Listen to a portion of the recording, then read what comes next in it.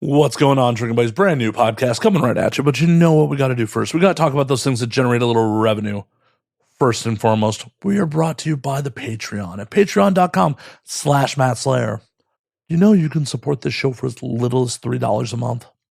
Less than the cost of a beer. For a little bit more, just a touch more.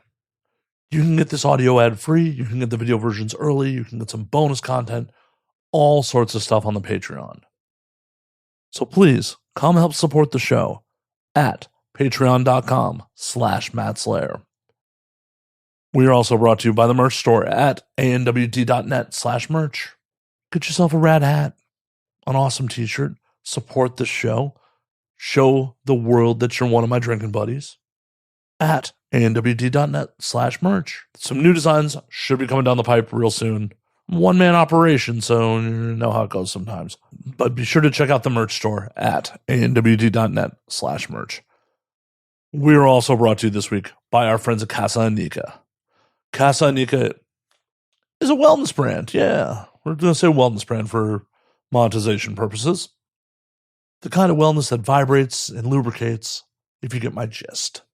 Go to casa-anika.com. And if you use promo code ANWD at checkout, you can get 15% off all orders, and any orders over $100 get free shipping in the continental United States. Improve your life. Go to Casa Anika. Easiest way you can support this podcast. It's twofold. One, if you're not subscribed to the YouTube channel, go to youtube.com/andnowwedrink and subscribe. It costs you nothing. You get the video versions, you get the clips, you get the bonus content. How could you go wrong? Secondly, it's also super easy. Signal boost, tell your friends, share social media. Just let the world know about the show.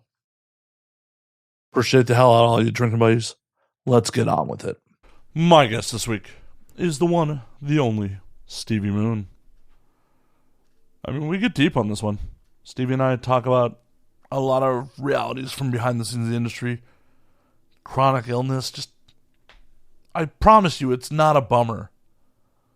But, yeah, there is some real stuff talked about on this episode, so just sit back, relax, pop a cold one, and enjoy, drinking buddies. When aliens come to take over, they look at us like we're out of our minds now. We're gonna galactic makeover, and now we're thinking that they just might be right. I cannot wait for this whole world to end. I'm gonna break out the bottle with my friends. I think they'll tell the best stories when we're gone. And now we drink. We're doing the thing. Stevie, how the hell are you? Oh my gosh, I'm doing okay. Just okay? Yeah. It's been a struggle lately. Oh no, what's been going on? We're keeping it lighthearted, but unfortunately, I was supposed to see you, or I was supposed to come on the podcast, I think a couple weeks ago. Yeah. It was actually almost exactly a month ago. Yeah, and unfortunately, my pet lizard passed away. Oh no. Yeah, my bearded dragon. He had gout. So, yeah. We were expecting it, but it just it was like a matter of time thing, and it just happened out of nowhere. And I was like, oh, Aw. I need a minute to sit with this. I thought the point of getting reptiles is they're supposed to outlive us. You would think, right? Yeah. But no, he got very sick, and then he actually lived longer than we thought he was going to live. But then it just was like one day, I think it was the day I was supposed to come on, right? Yeah. Or like the night before. I woke up and he just wasn't doing very well. And I'm like, if I leave, he's probably not going to be alive when I get back. So I should probably spend some moments with him. You could have just brought him to the show. Yeah. That would have been an episode first, like a podcast first. Yeah. It would have been so sad though. Yeah. I don't always handle death in the most mature ways either. You probably made the right call. Yeah, I'm like, I'm going to sit with this one. We'll reschedule. I'll come back. But Yeah. Now I'm here. Other than that, I've been doing okay. Awesome. So, yeah. How was your convention season? Oh, man. I got sick, as I'm sure everyone or most people do. Yeah. The avian flu was definitely going around. But before then, I had a tooth infection / the flu at the same time. I know it was double whammy. Got over that, went into like convention season, and then directly during AVN, I got a stomach bug. So I was like, I'm not sure I should have you in my house now. someone's out to get me. I feel like you might just be Typhoid Mary here, and I am just risking some sort of horrible infection by having you breathe the same air as me. I am a small human and I get sick very easily. I am feeble. So I don't know if it's me or if it's just that I'm feeble. Well, So you're probably safe. maybe. Maybe. Time will tell, folks. We'll see. Let's see in a week or two if you come back sick. I'll cancel all next week's shows. Like, Stevie just got me. I gotcha. Brought the plague into my home. Yes. Knowingly. No, I would never do that for the record. Right. Like, nobody wants to be patient zero. No. No, for any friends or fans or companies, I will not get anyone sick, okay? Not intentionally. Not intentionally. The human condition sometimes says otherwise, like, but that's beyond your control. Absolutely. That'd be really fucked up. I don't know if I could ever do that. Like, if I was, like, knowingly sick with something. It's crazy You know? because, especially back in the day, some of the agents would tell people, like pre-COVID, to show up on set sick and, like, let the director send them home instead of, doing the last-minute cancellation. Right. Because they're like, oh, well, you don't want the director to think that you're just flaking. Exactly. And it's like, in the post-COVID world, you can't do that shit. Yeah, you absolutely can. I mean, I've known, I don't know if I'm busting open the glass ceiling or whatever, but a large number of people in general and a large number of people in the industry have herpes. Oh, we've talked about that on air. Yeah, plot twist. I'm sure people know, but I have. They don't. I mean, most normal people don't. But. Yeah, most people. No. It's one of those things that has been talked about on here multiple times, and like I just assume everyone knows about like the herpes and HPV not being tested for, but People don't. people don't. I mean, to throw back to something that happened recently, like I posted a clip where someone said civilian, and the whole internet's like, "How dare they call civilians?" Like, oh, you guys don't know that we do that? I call them normies. Yeah, So that too. But I didn't mean to derail you as you were saying. No, you're fine. But I had some friends who were like having an outbreak, which if you don't have it or you don't know, like you can't. The only time you can really give it to someone is if you're having an outbreak. So like you tend to have to take off time from work until it's gone, and you can go back to work. But I do have some friends who are told by agents that just put some makeup on it, go to work. And it's like, that's so fucked up. Like, you're like knowingly giving someone an STD. Like, that's not cool, man. Like, Well, in the agent's mind, I'm sure they're just like, but I miss out on my fee if you fucking cancel. exactly. Like, that's all it really comes down to. It's like, I want what I'm due. It's like, I booked this for you. I want my fee, whatever. But it's like, I don't think I could morally ever do that. I'm like, I gave this to someone for life. Like, this is never going to be cured. And now you have to deal with it. And they're probably like, made $500 that day to catch it. Right. It's like, no, you're welcome. You have this lifelong disease. Like, it sucks. Yeah. It's terrible. No one should ever do that. It's unfortunately the nature of the biz. Yeah, unfortunately. You shouldn't do that knowingly, but it's just also like kind of like being a stunt person. Like Yeah. when you go to do work in stunts, you may get injured. Like it's part of the job. True. I mean, and like less as what's the word? I guess less serious as like giving someone an STD. That is definitely a part of the job. Like you have to think of the fact that you might catch chlamydia or you might catch MGen at some point because of certain situations. So it's like nature of the beast. What's wild is MGen's been around since the 80s, and we just didn't ever talk about it, apparently. Right. We never talked about it. Yeah, it was just never a thing. Like, how many people over the years like had MGen, went about their life? Yeah, because it's like the type of thing where it's like, unless you have like active symptoms, you'll never know, really? Like Well, a normal person. But it's also like, since it wasn't part of the standard panel, even if you're symptomatic and didn't come back positive with anything else, like Right. people would probably just be like, oh, I'm just having a bad period, or I'm just having whatever. Like my body's being weird. Exactly. Like, as I know, I mean, just speaking from a woman's perspective, like a lot of women who have gotten it and it got to the point where it was like bad enough to like get symptoms. And they're like, it just feels like a really bad period. And it's like, how do you tell that from your period or MGen? Right. That's when it's like crossing. It's like you don't know. And that's what's scary about a lot of these STIs and STDs. They have like a lot of the same symptoms. But yeah, MGen has been horrific. Like them adding it, in my personal opinion, like them adding it to like the full panel test was a mistake because it's hard to test for. So it's hard to test for, and the testing just not really on the same page, especially in recent years with like fucking TTS and all the other testing. Like they're not even really fully reporting to the PASS system in all cases. Like testing's just been a fucking mess in the last couple of years. Oh, it really has been.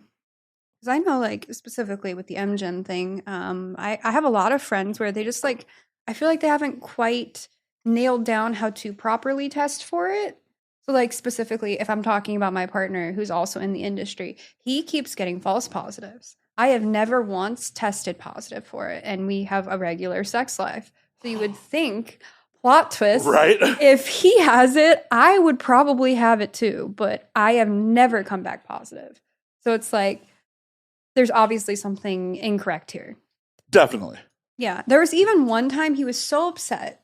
He was like, because he tested positive for it and I didn't. He was like, I'm going to go to one testing facility. I'm going to test. And then within the same day, I'm going to like drink water, eat dinner, whatever, and then go back to a different testing facility and test for it and see if they both come back positive, they both come back negative. One's positive, one's negative. One came back positive, one came back negative. From 2 different facilities. So it's like, if that's what we're getting to rely on for like safely working, we should probably figure that out. I wholly agree. I also have been a little critical about the anal swabs. Not that like the swabs shouldn't be done. They shouldn't be self-administered. Oh, absolutely not. Like, none of us are medical professionals. I don't know why I'm saying I don't get fucking full panel tested except around convention season just to be like, I'm down to party. I'm not a performer. Right. Exactly. But, I mean, I get tested regularly, just not the full panel. But the idea of like, boop, you can't see it. You're not a medical professional. Like, how many false negatives or false positives are coming from people poorly administering the test to themselves? Oh, absolutely. Like, I've known some, like, during when they started, like, adding that to the full panel test. I knew some friends who were like, some of them not even doing it and saying they were doing it, like putting it up there and just saying like, I did it, but they just really didn't want to stick a swab up there. So they just like pretended and then like.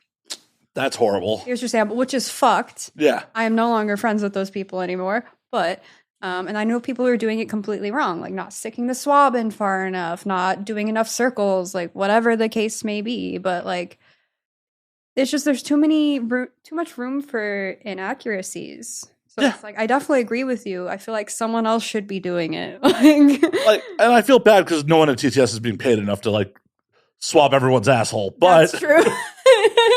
But none of us are medical professionals. Like, no, it was bad enough when we had to swab ourselves for COVID. Like, how many people gave themselves false negatives there because they didn't get it up there enough? And you can at least like kind of gauge your nose, right? People have hungry assholes. Like, swallow the whole fucking thing. Sure. Oh my gosh. And I always feel so bad. I told you I'm an open book. I'm going to talk about anything, but this is going to get gross. I always feel bad when you swab and it's not clean. I feel so terrible. I like immediately think, I'm so sorry for whoever is testing this. Like, there's shit all over it. I'm so sorry. Like, I feel so bad. I'm sure they're just like, this is another day in the office. What? Oh, I'm sure they are. I'm sure they are.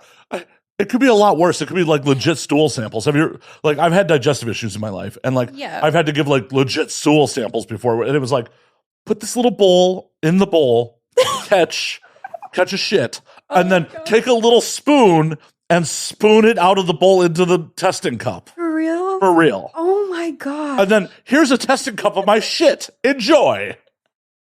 So, yeah, a little poopy Q-tip's probably not the worst thing they have to deal with in a lab. Considering, yeah.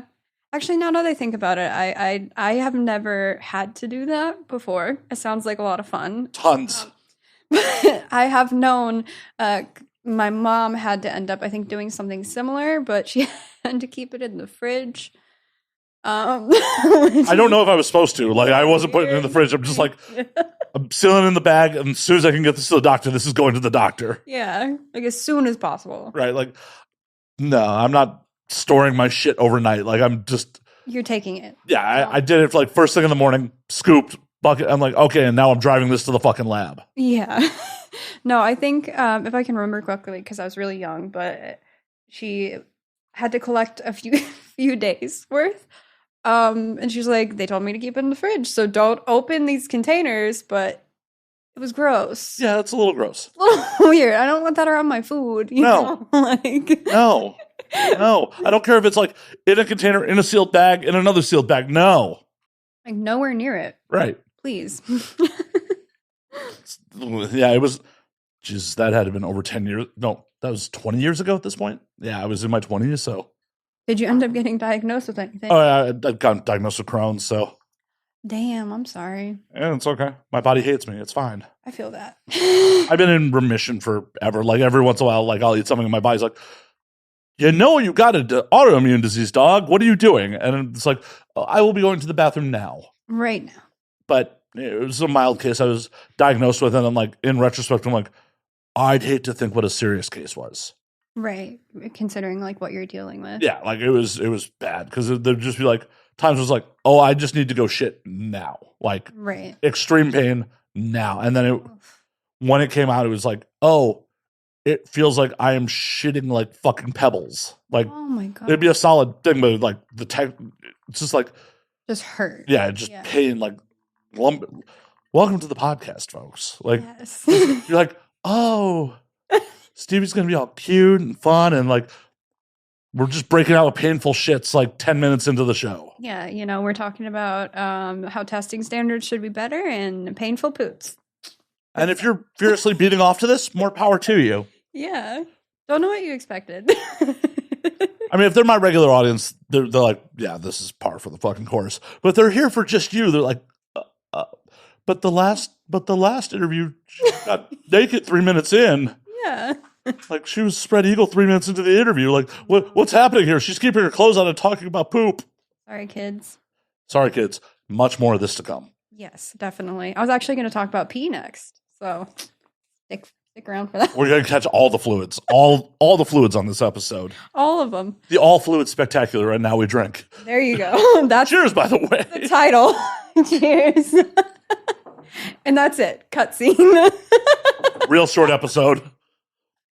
Thank you for coming all the way down here. You know, Oh, of course. in and out in 15 minutes. Just we covered all the fluids. There's something else to talk about. That's all I got to talk about. So pee. Yes. I was actually going to add on to the autoimmune disease conversation. Oh. I have one myself. I'm sorry. Yes. I always butcher this, so I'll do my best. But I have interstitial cystitis, which is a bladder condition. It just essentially causes your bladder to be like inflamed 24/7. Oh, fun. Yeah, it's a good time. It just pretty much makes you feel like you have to pee all the time.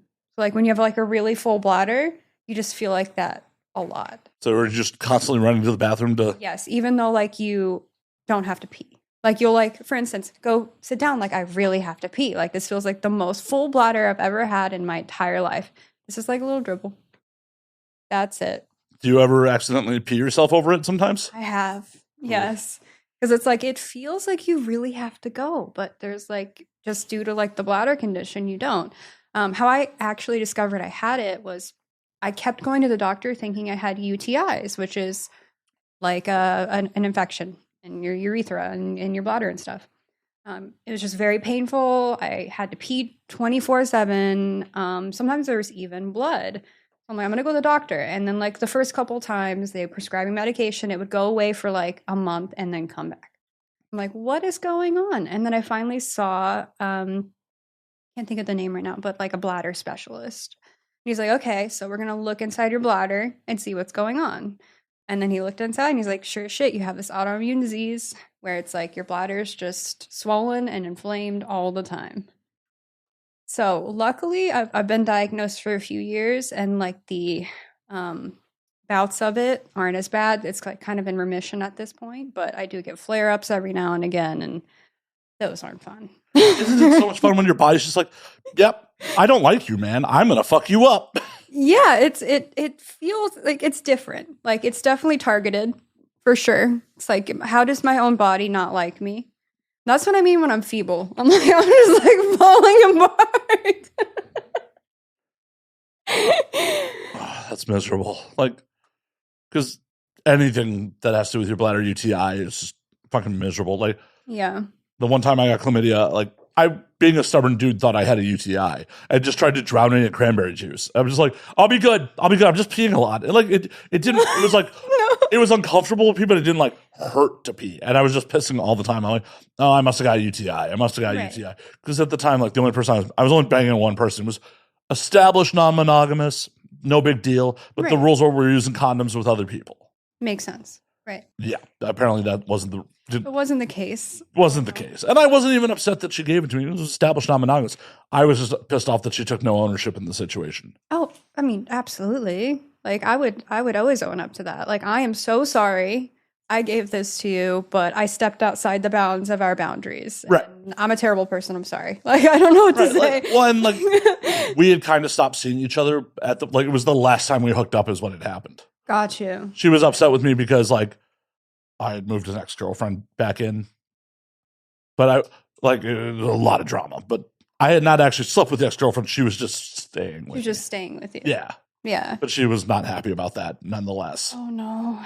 But like we went and hooked up like one last time, and that's when I got it. That's when it happened. And when I like went, did the thing, eventually got tested, went, oh, you know, it's bad when like you give a urine sample and they're like, here's your antibiotics. Like they didn't even wait for the results. They're, just, Oh no. they're like, here you go. That don't look right. I'm like, oh, ooh. That's That would not make me feel good. I'd be like, what are you trying to say? Like, can you wait for the test results to come back, please? I'm just like, man, I may have let this go a little too long. I mean, I let it go a couple weeks. Oh, honey. Yeah, I'm sure it was not feeling good. Me being a stubborn dude. This is how I'm going to die eventually. Like, I'm just going to be like, that ain't that bad. It's fine. It's fine. It'll clear up. It's fine. It's fine. And then just be like, dead. Just keel over. Then just keel over. Just keel over. You're just dead. Yeah, just one of these days. It's fine. It's fine. It's fine. Yeah. I'm immortal so far. It's fine. Yeah, I've been fine so far. I mean, that reminds me of a story I have of my brother. So I have an older brother and an older sister. But one time we were on vacation to Knott's Berry Farm, actually. It's when I was younger. But my brother, unbeknownst to us, had a UTI. And he just let it go, kind of like what you're explaining, for weeks. And it got to the point where he like, we were sitting out on the couch in our little hotel, and he just walks out. He's like, I think I need to go to the emergency room. And we're like, why? He's like, I'm peeing blood. And it was like really peeing blood, not like just like a little sprinkle. It was like the toilet bowl was red. He's like a Cannibal Corpse album cover at this point. Yeah, I'm like, Michael, you need to go to the hospital right now. Like, what are you doing? So we took him, and they're like, this is like one of the worst UTIs we've ever seen. And we're like, okay. They put him on some very intense drugs, and he is alive to this day. But yeah, men tend to do that. Well, yeah, that is why statistically y'all outlive us. For real though, like, because the moment something feels off with me, I'm like, I'm going to the doctor. I have women in my life like, dude, why are you not listening to your body? I'm like, it'll be fine. I mean, shortly, it must have been December. Like, I am just for like 2 weeks blowing like thick yellow snot, and I'm just like, it's just a cold. I'll be fine. I'll be fine. Yeah. I'll be fine. Were But- you fine? I mean, I'm here. Yeah. I survived. Yeah. But eventually, there was a little blood in it. I'm like, okay, now it's time to go to the doctor. Yeah. And they're like, hey, dummy, yeah, here's your antibiotics. Like, Yeah. you're stupid. Kind of sick. Yeah. I take these. Like, that is, your sinus cavity is just full of fucking full of yellow mucus What right did you have? now. I don't know. I don't remember. Some. Well, they didn't diagnose it. They're just like, yeah, this is probably, if this has been going on for a couple weeks, you're probably beyond, common cold territory. Here's some antibiotics. Yeah. Because like it started like going to my chest where I was starting to cough shit up, and that's when I'm like, I've had walking pneumonia 3 times in my life. I probably don't want to do this again. God, walking pneumonia? Yeah, it's like super mild pneumonia. It's called that walking pneumonia because you can still walk. Yeah. Yeah. That sounds terrible. Yeah, it's not fun. Gosh. It's not fun. Like, and 2 out of 3 times in my life were definitely because I just let other shit go until it got to that point. Yeah.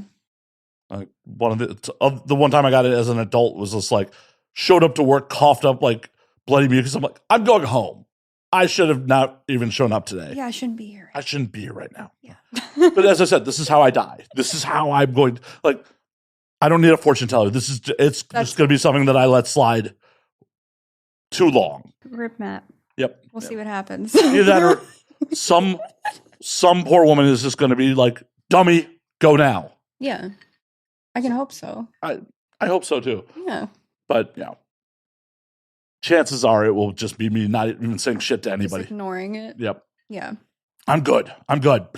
It's like so many men in my life are like that. Like, again, my partner, he's super into snowboarding. And we live up in Big Bear, actually. And we drive down here for work. But he was like Olympic level, like snowboarder. Like he could have went pro if he wanted to. He just didn't enjoy it that much to like take it that far.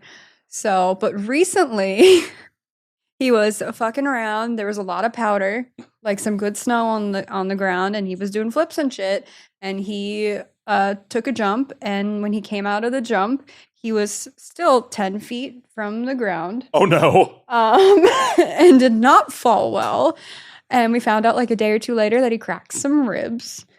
And he still has not been to the doctor, and it's been weeks. Oh, see, when you break shit, you gotta go because shit will heal back together wrong. Like, I have a pinky that is kind of broken, like kind of, because I broke it at one point and it never got set right. You did, yeah. Like, shit heals back however it heals back. Like, that's the kind of shit you really can't fuck around with. What's really fucked up is like he's broken a lot of bones because he did do snowboarding and a bunch of sports when he was younger. So like the other side of his rib cage is all like fucked up and weird because he didn't go to the hospital. So I'm like, are you trying to do that to the other side? He's just trying to match now. Yeah. Like, that's all you care about. The doctor will fuck up like the fucking feng shui of his ribs if he goes now. I'm on his side now. Originally I was on your side. Oh my gosh. Now I'm on his side. You can't have like a pristine set and then a fucked set. You got to either go all in on fucked or all in on pristine. Fair. You got to match. Symmetry is important. Especially when it's in your body, Right? You break one foot, you got to break the other one. Like, it's how it is. I mean, if you set the first one correctly in the first place, Yeah. then it's fine. But since he's already committed to having one fucked set. Yeah. I mean, I see your point, but also he's like, it's to the point where he's like, I can't sleep on my back or my side because it hurts, and I can't, like, when I breathe out too far, like take 2 deep breaths, like it hurts, and I'm like, you go to the doctor. So I think this is the strategy. Okay. You're gonna have to ride him real rough, real rough till he's falling over in pain, and then you're like, babe, do you want to go to the doctor now? Yeah. Can you breathe still? No? Okay. See, you're doing your part. There you go. I like that strategy. I haven't tried that yet. Because what dude's gonna be like, no, babe? It's like every dude's gonna try to like go through it. Like, yeah. He's gonna let it happen. Right. So like, I'm just gonna be real rough about it. That's how I get him to the doctor. I like that strategy. I'm here to help. Thank you. He's gonna see this at some point and be like, the fuck? Y'all plotted this? This was premeditated? Yeah. Fully planned. Fully planned. You can thank Matt. If it helps, I'll take credit. If it doesn't, I will delete this from the show. Yeah. There you go. I had nothing to do with this. This is all Stevie's idea. Nope. Nothing to do with it. I will do it too. He's done that with a lot of stuff. And I'm like, you just need to there's no shame in going to the doctor. There's no shame in it, but there's also like plenty of denial that happens until the doctor tells you something's wrong. Oh, absolutely. It's like, oh, no, I'm good. Like, I'm perfectly healthy. I'm fine. And then when you see a doctor, they're like, everything's wrong with you. Yeah, cool. Why weren't you here 10 years ago? Like, I was ignoring. right. I was just hoping that if I ignore it, it'll go away. It didn't. It got worse. Right. Because I didn't know. This is why we die significantly younger than y'all.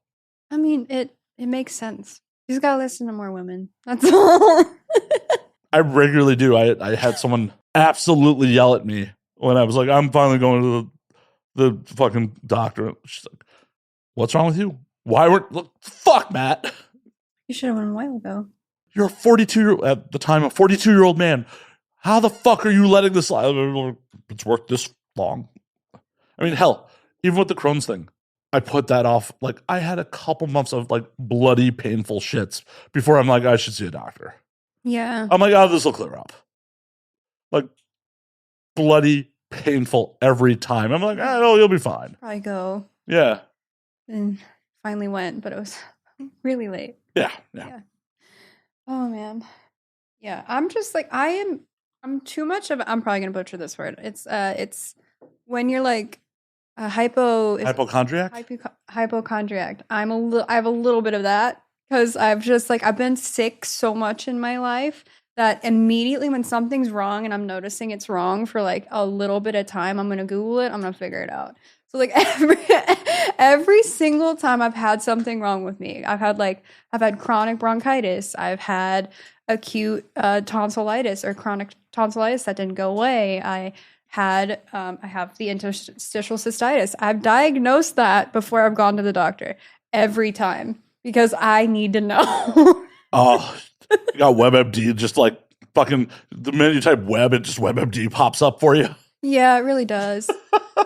And then like, what's so concerning though is like anytime you Google like anything, it's like I'm having, I don't know, for instance, like hurts when I pee. There's a little bit of blood. I'm cramping. It like it's always the first thing, especially when you're like typing it in for being a woman. It comes up with like you have cancer or you're dying. Like every single time. It's like, why is that always the first answer? Because it's probably true. Because it's probably you got cancer and you're dying. And that's so concerning to me because I'm like, cancer runs in my family. So like, do I have cancer right now? Should I be writing a will? I mean, all reality, you probably should have a will. Yeah. It's really, really just, we're going to keep it light. Let's get into end of life plans. We're talking about bodily juices and wills today. Yeah, no, you 100% should have a living trust and a will. Also, giant hypocrite on this. I do not have either. Having to deal with my own father's like passing and him not having any fucking end of life plans, it's a fucking headache if you don't have that shit. Yeah. So you should do it. Once again, do as I say, not as I do. Go see your doctor. Yeah. Fucking have a will. Yeah. The moment you break something, go to the doctor. Yeah. Because statistically, you're much more likely to die in a car accident than fucking anything else. Oh, absolutely. So you can't plan that shit. I mean, you can do your best, but I mean, the best is having a will. Yeah. So all I have is a life insurance policy slated for a really good party. Oh, wow. Yeah, I have a $50,000 life insurance policy that is specifically for the open bar in my like funeral arrangements. That's pretty great. I actually love that. Well, just because I'm gone doesn't mean you people can't have a good time. Yeah, you might as well have fun. Right? That's what I want to have. I'm like, I don't want my, like, of course it's gonna be sad because I'm dead, but like, have some fun. Like, don't make it all sad. Like, get drunk, have some fun, order my favorite food and eat it for me. Right. Like, I don't know. Like, I'm not gonna be there, so might as well celebrate me. If at least two separate couples don't bang at my funeral, something is wrong. Like, I need people raw dogging in the bathroom to celebrate my life. Oh, absolutely. It's what I would have wanted. Yeah. I'm going to be watching from wherever the fuck I am. So, like, might as well have fun for me. Do you believe that, like, life after this? I do, but I'm not religious. I don't really know where I fall in that spectrum. I wasn't raised religious per se. My parents were kind of just like, if you want to, we'll take you, but we're not going to force you. We're going to kind of like let you discover it yourself and then go from there. What were they raised? Christian. Like not a denominational Protestant or? I don't think so. They don't talk about it a whole lot. They were just kind of like, we went through this. It kind of sucked. So, like, we're not going to force our kids into it. Hey, look at them breaking the cycles of generational trauma. Yeah. So they're like, because, like, at that point, they weren't going to church regularly or anything like that, or praying or, like, doing any of the practices. They didn't teach us any of that. They were just like, if you want to know, we'll tell you. But that's about it. Like, cool. I'm glad you did it that way, because I was able to discover it myself and make my own opinions on it. Oh, and it's honestly the best way to go about it. Absolutely. I agree. I mean, I am very much an atheist and, almost an anti-theist at times. What's that? Never heard that. I'm pretty anti-organized religion. Gotcha. I fully recognize that all the major religions definitely served their purpose back in, like, the olden days. Right. But in modern times, they seem to be doing more harm than good, and that's across the board. Right. I fully agree with you. It's like, why are you going to pretend? Because almost nobody actually lives their life by all the rules set down in whatever their major religion is. Oh, absolutely. They definitely don't. Right? Like, why are you going to pretend to live by rules written by people who didn't even shit indoors? For real, though. Like, it sounds like just like a made up, to me, sounds like a made up story to make people feel better about whatever purpose they feel like they should have on this planet. Their purpose also to bring the tribe together. Because if we are X religion in the olden times, we need something that keeps the community together. Right. So we all pray to this God. Right. And we fight wars because that gives us tribalism. That gives us versus them. They are an other. Right. And okay, let's look at Judaism. I'm a Jew, so it's like, thou shalt not eat pork. Right. Yeah, undercooked pork would fucking kill you back in the day. Exactly. Poorly prepared shellfish fucking kill you. All the kosher rules, all the dietary rules, fucking kill you if you don't do it right. Right. Thou shalt not covet thy neighbor's wife. How's the best way to have infighting in your tribe? Right. Thou shalt not murder. Well, that makes sense. Well, that's pretty straightforward. Like, right. There's a few of them that are pretty straightforward. But they're very hypocritical because thou shalt not murder unless it's from the other tribe. Yeah, it doesn't make a whole lot of sense. See, I don't know where I fall on it, because I honestly haven't looked way too much into it. I just know, like, from what I know about it, it seems, in my opinion, a little bit like bullshit. So, it just seems like a story. I know my brother read the Bible front to back a couple of times just to understand it. So did my sister. But I just never had enough interest to, like, look into it. But from what I've heard, I'm like, sounds like a story to me. It sounds like someone just wrote a story about whatever they felt was right at the time. And now it's a religion. Exactly. And look at how much society's changed in, say, even the last 20 years. How is living your life written by rules written 2,000 years ago still going to fucking apply to you? Exactly. It's crazy. And I understand. Some people need that fucking comfort in their life. They need Sky Daddy to tell them everything's going to be okay. Everything's going to be okay. Because it's fucking terrifying to think, like, oh, hey, this is the only existence we get. And through bad luck and happenstance, it may end very unexpectedly tomorrow. Right. Or hours from now.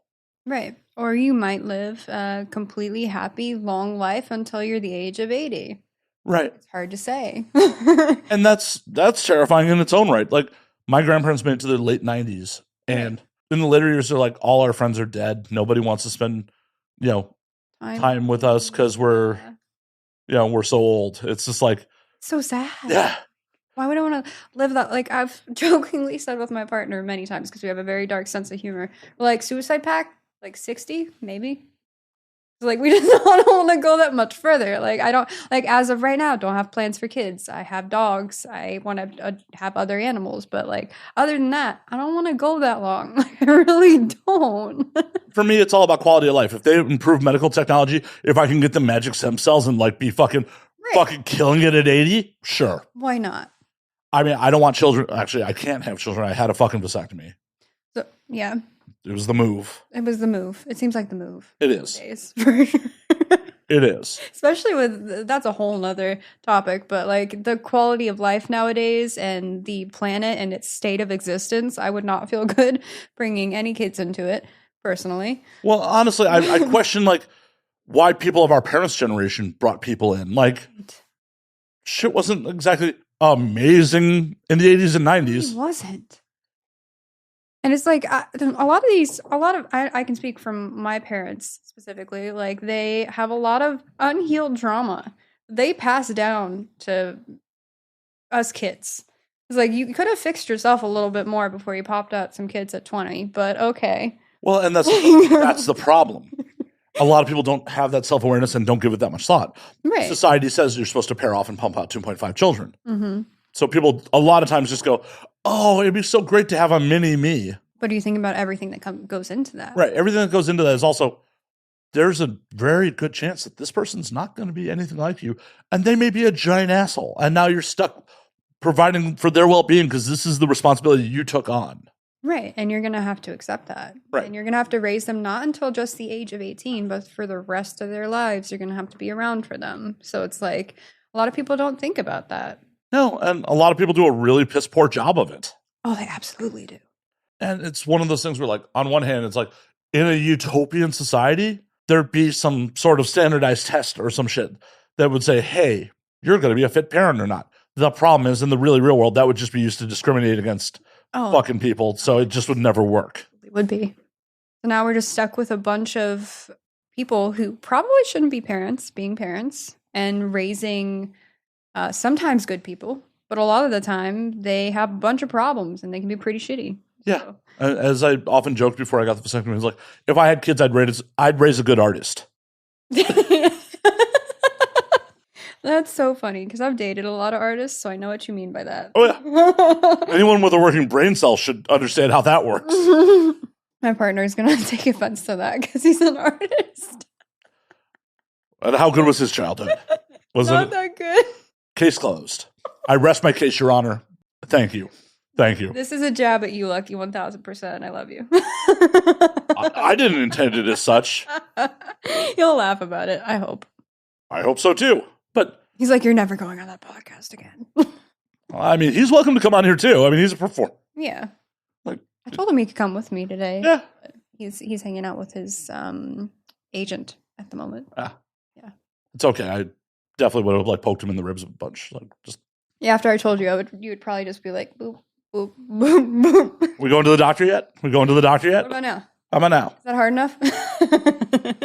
But yeah, people need to be more self-aware and like take a look at the generational trauma that they're, because it doesn't take that many people back to be like, oh yeah, they were still like, basically serfs in Europe in a lot of cases. Right. Yeah. I full-heartedly agree. There's a lot of people who don't dig enough into themselves to realize they might not be fit for certain things at that specific time.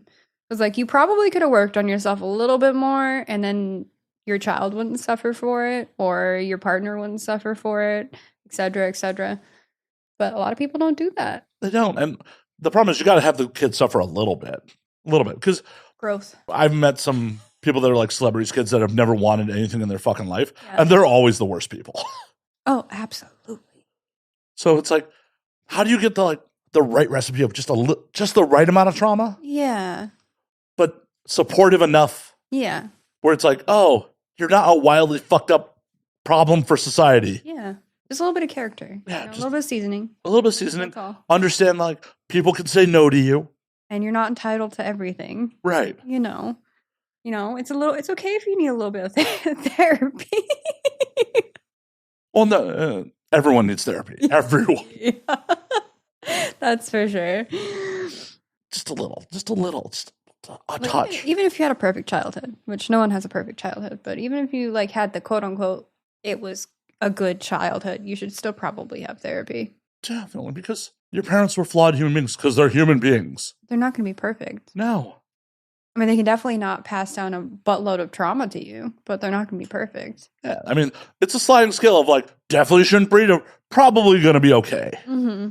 Yeah, because I know I had a very rough childhood, but I feel like I ended up okay in retrospect. I mean, given I'm a sex worker and a porn star now, but I'm very self-aware. I'm in therapy, and I take care of my mental health. So what you're saying is if they had found God, you would have been okay? God, no. That wasn't serious in the least bit. Don't worry. No. God, no.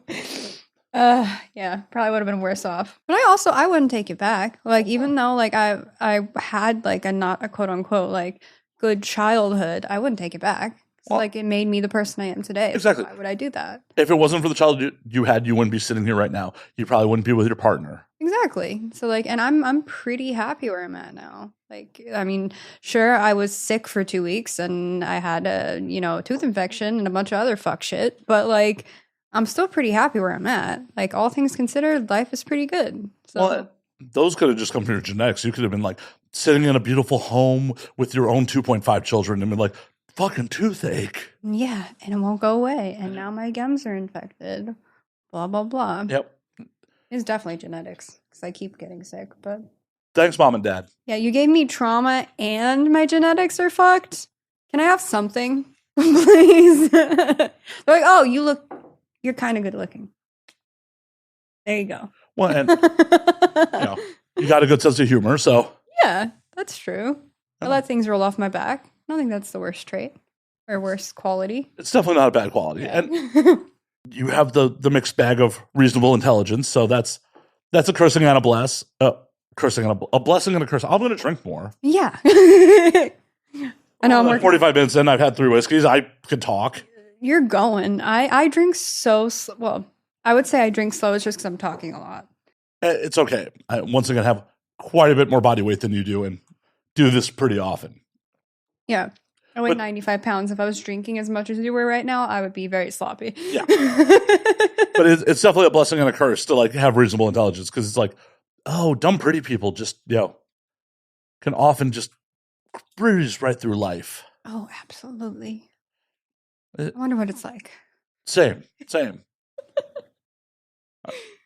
I also had like friends where like they had that going, and then when their looks started to fade, it became a real rough place for them. Yeah, I can imagine. I've definitely known some people where it's like that's faded, or I met them like because I'm only 28, so like I don't like I've had older friends or older people I know where it's like, oh honey, well, you're just a little sweetie.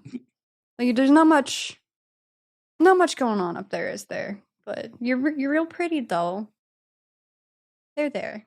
I wonder what that's like because I don't have that. My brain is constantly going. I'm constantly thinking about many things. I never have a break. So like, I know the pain. Oh, I know the pain. The one friend I'm thinking about in particular, like he was, a swimmer and just a very pretty tall blonde boy. Yeah. And like literally in our 20s, I had girls reach over me to introduce themselves to him. Oh man. And it was just like, the fuck is happening here? Like I'm right here. I'm literally like, I am not a small, I mean, I was a smaller dude, but I am not a small dude. And it's just like, you were literally reaching over me, girl, to say hello to my friend. This is wild. Yeah. And then he got, by his late 20s, like let himself go. And it was just like, oh, buddy, huh? You really fucked up here. Yeah. You really fucked up here. Like this is what you had going for you. Like that was it. That was really, You don't got much going on up there. yeah. Sounds so fucked up. It is, but unfortunately, that's That's what some people are. well, and that's just like how their genes made it through humanity. Like, Yeah. wealthy tribal chieftains went, "Oh, hey, I would like to, put my genes in there." Yeah. And that's how it ended up. Yep, like because we're dudes and we're dumb, and it's like, no matter how smart of a dude you are, there has been a point in your life where you have done some dumb shit in the name of sex. Oh, absolutely. I'm sure it happens for women too, but like for us, it's just, I only have anecdotal experience as a dude. And I can tell you, I have done some dumb shit in the name of sex. And not even like guaranteed sex. I've done some dumb shit in the name of, Like possible, maybe. yeah, possible maybe like, oh yeah, I'll take a fucking 3-hour train ride and crash in your dorm for maybe to, yeah. To maybe. Yeah. Yeah. Have you done anything like wildly stupid in the name of maybe? Yeah, I guess like the only circumstances I can think of is I had a lot of like I might like this guy because I was pretty vanilla before porn. Like porn and being a sex worker like really opened up my eyes to like being sexually open and trying things and being a little bit more slutty and stuff like that. So before porn, I was a little bit more vanilla. I had to feel like the guy liked me and like I didn't have a lot of like one night stands or sleeping around or anything like that. So like the moment I felt like you liked me and you might stick around for a little bit, I'm like, okay, you can get in my pants. So I had a lot of situations where I would bring a guy over for a date and then I would realize halfway through, I'm like, I don't like him. This was like post I thought you were sexy clarity, like not even post nut clarity. It was just like I might be attracted to you enough to sleep with you. And then be like halfway through the date and be like, fuck, I don't like you as much as I thought you would. Now I have to try to weasel my way out of this. You just say someone give you the ick. Yeah, someone gave me the ick. That would happen so much. Like the story that's coming to mind. I had this man I met on Instagram, and he had all the usual qualities I look for in a guy, like tattoos, dark hair. He worked, at a dealership. Like he made really good money. He worked on cars. It was like the sort of toxic shit I can tend to be like attracted to. So we talked for a little bit. I invited him over to my house, and the first ick was at the time I lived with my brother and his wife. We had like our own little apartment. He walked in. I'm like, this is so and so. He walked right past my brother and went into my room. And my brother was like holding out his hand to like shake his hand. What the fuck? And he walked right past him and just went into my room. And I was like, I guess I'm gonna go in there. Like, I'm sorry. Like, immediate ick. I'm like, how are you gonna be rude to my actual brother? And this is the first time we're hanging out. Like, what the fuck, dude? Yeah, that's wild. Wild. It gets even crazier, though. So he walks straight into the room, and I'm turning around to close the door. Given this is the first time I've ever met this man, I turn around, he's taking his pants off. He's going straight to boxers to, like, go and cuddle in my bed or whatever. Cuddle inside you? Like, yeah, like, he was ready, and I'm like, dude, I just met you. Like, I'm not like that. Like, I thought I portrayed this. I'm sure he was. I'm not defending his behavior, but I'm sure in his mind he's like, "Oh, she's inviting me over. This is just like, DTF. This is gonna happen. She's just down to fuck." Yeah, but I was just like, I just want to like cuddle, get to know you, like maybe eat some popcorn and watch a movie. Like it was completely innocent on my end, but he was like 0 to 100, we're fucking, and I'm like, okay, that's not gonna happen, but we'll see. So like the night progresses, we end up watching a movie which I cannot watch anymore. What movie? It was the first Doctor Strange. I didn't ruin that bad of a movie for you, so like, yeah, I know it wasn't terrible. Movies you can never watch again. Missing the first Doctor Strange, not the biggest loss. Not the biggest one, but I'm a huge Marvel fan, so like it was a little bit of an L. But I mean, why couldn't he have done that during Quantum Mania or some shit? Right? Like, come on, like something else. The Marvels, like some other shit, but like that one, because I actually love Benedict Cumberbatch. So I'm like, I want to watch this man be Doctor Strange, but he ruined it for me, and now I can never watch it. But the entire time we were awkwardly cuddling. Like at this point, I was getting the vibe where I'm like, I'm getting the ick. I don't like him as much as I thought I would. Like, this is not going to happen. It took that long? I mean, the minute his pants came off, the minute he walked in the door. And the minute he walked past my brother when he was trying to, like, you would have thought I was a little naive, but I figured it out now. Yeah, I see that. Like, jeez. So halfway through the movie, we start having like awkward conversation to try to get to know each other. And then out of nowhere, he's like, I have this condition I need to tell you about. I'm like, okay, what is it? He's like, I have this condition that runs in my family where the men in my family get like lumps on their balls. And I have one of those. Would you like to see it? No. I wouldn't. Thank you for telling me, but I would like to not see it. And then he proceeds to say, like, I just want to let you know, just in case. I'm like, okay, thank you. That's okay. That's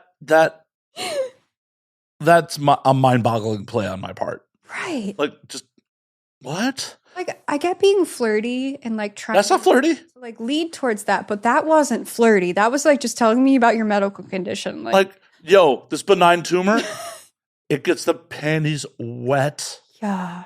Don't you love my benign tumor, baby? Yeah. Mm-hmm. Guess what? It's right on my ball sack. You'll want to touch that, right? You want to see some skin tags too? So yeah, he told me about that. We were still only like maybe halfway through the movie. So I'm like, I have to try to get through the rest of this movie with this man. And at this point, he keeps trying to make out with me, and I keep like struggling away from it because like I didn't want to, but I was like too shy to tell him to leave. So like we just kept having awkward conversation, and it ended up being towards the end of the movie. As soon as the credits started rolling, I'm like, I'm tired. You got to go. This is not happening. I'm not gonna do this. So I finally usher him out of the room. Like he's taking his sweet ass time. And he's like, you got to walk me to my car. I have to walk him to his car. So I'm going to walk this man to his car, this 6-foot man to his car. So I walk him to his car, and then he refuses to let me leave until I give him a goodnight kiss. So I kiss him, and he drives away, and I immediately block him as soon as he leaves. Well, not every dude can read the room very well.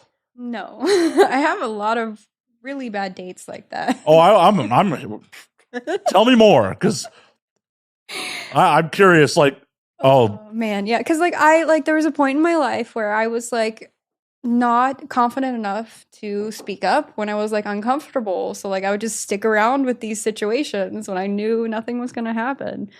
So I met up with this man, met him on Tinder, and we seemingly had a lot in common. We met up, and immediately I could not get a word in. He was talking about himself the entire time, like literally from start to finish, and it was a long date. Like it was not like dinner and then I went home. It was like dinner and then we got dessert at a different place and we walked around. Like it was a whole situation for like 3 or 4 hours. Talked about himself the entire time. He also didn't have a car. He was very vegan, vegetarian, which is fine, but very like hippie type of guy. So he didn't have a car on purpose. I'm getting the vibe of like, oh, I don't eat anything that casts a shadow. Yeah, exactly. Yeah, exactly. That's exactly the vibe, like what you're picturing, for sure. I'm like, okay, so you don't eat anything. Got it. But yeah, so he only had a bike. It was a speed bike, so it's like a racing bike or whatever the fuck they're called. But so he could go fast, kind of. But yeah, so he talked about himself the entire time. Didn't have a car. Was like working from some startup, so he wasn't even really making money. Like, it just kind of got worse and worse as the date went on. But towards the end, he was like, will you drive me home? I live like 10 minutes from here. Bro, I thought you didn't believe in cars. Exactly. So he like folded up his bike and put it in the back of my car. It was like one of those. So your morals go right out the window when you're lazy? Yeah, because he was tired. We were walking around a lot. Well, maybe if he had had some protein, he would have been able to walk around all day. You would have had some energy. Right? There you go. Nathan would be proud.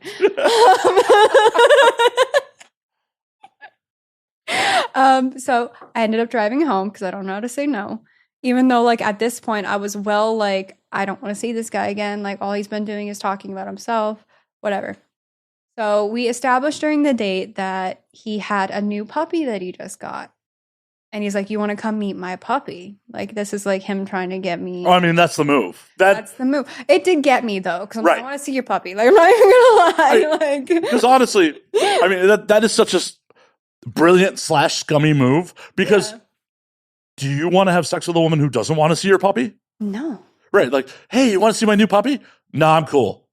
Oh, thank you for, like, the trash seeing itself out at that point. Exactly. Like, if I, like, had someone over at my apartment or something, and I'm like, you want to see my pug? And they're like, no. I'm like, go fuck yourself. Get out of my apartment. Right. Like, I don't want you to be here. Like, you don't want to meet my adorable, ugly dog? Like, I understand not wanting to meet someone's cats. Because they could be assholes. They can be assholes. They all have different personalities. Right. Like, that thing could claw you, bite you. Like, it could just be an asshole. It don't matter. But unless it's a trained attack dog, well, how are you going to say no to meeting someone's dog? Especially a puppy. Right. Like a 9-week-old puppy. Like, you think I'm going to say no to that? No. The man, for all his many other flaws, he saw the opportunity. Yeah, he And I took it. Because you're not a monster. I'm not a Because you're not a monster. And I thought he was lying at the time. Like, he's just trying to get me in his house. Like, we're just going to get in there and I'm going to get seduced and we're going to fuck. If he didn't have a puppy, that's some serial killer shit. No, he did actually have a puppy. Good. Because that would have been some serial killer shit. Hey, you want? I don't know what happened to my puppy. Like, why are we not out looking for your puppy right now and trying to? Because if it was my dog, I'd be immediately out the door. Like, where's my fucking dog? Right, like, what the fuck? But yeah, so he actually had a puppy.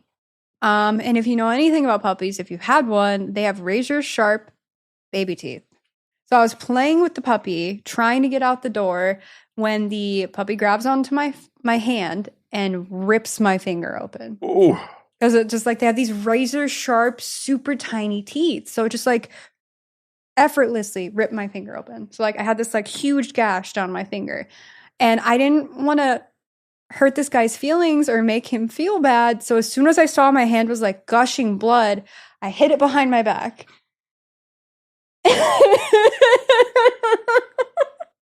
And I kept like having casual conversation with this guy, trying to leave as quickly as I could because my hand is now bleeding down my back.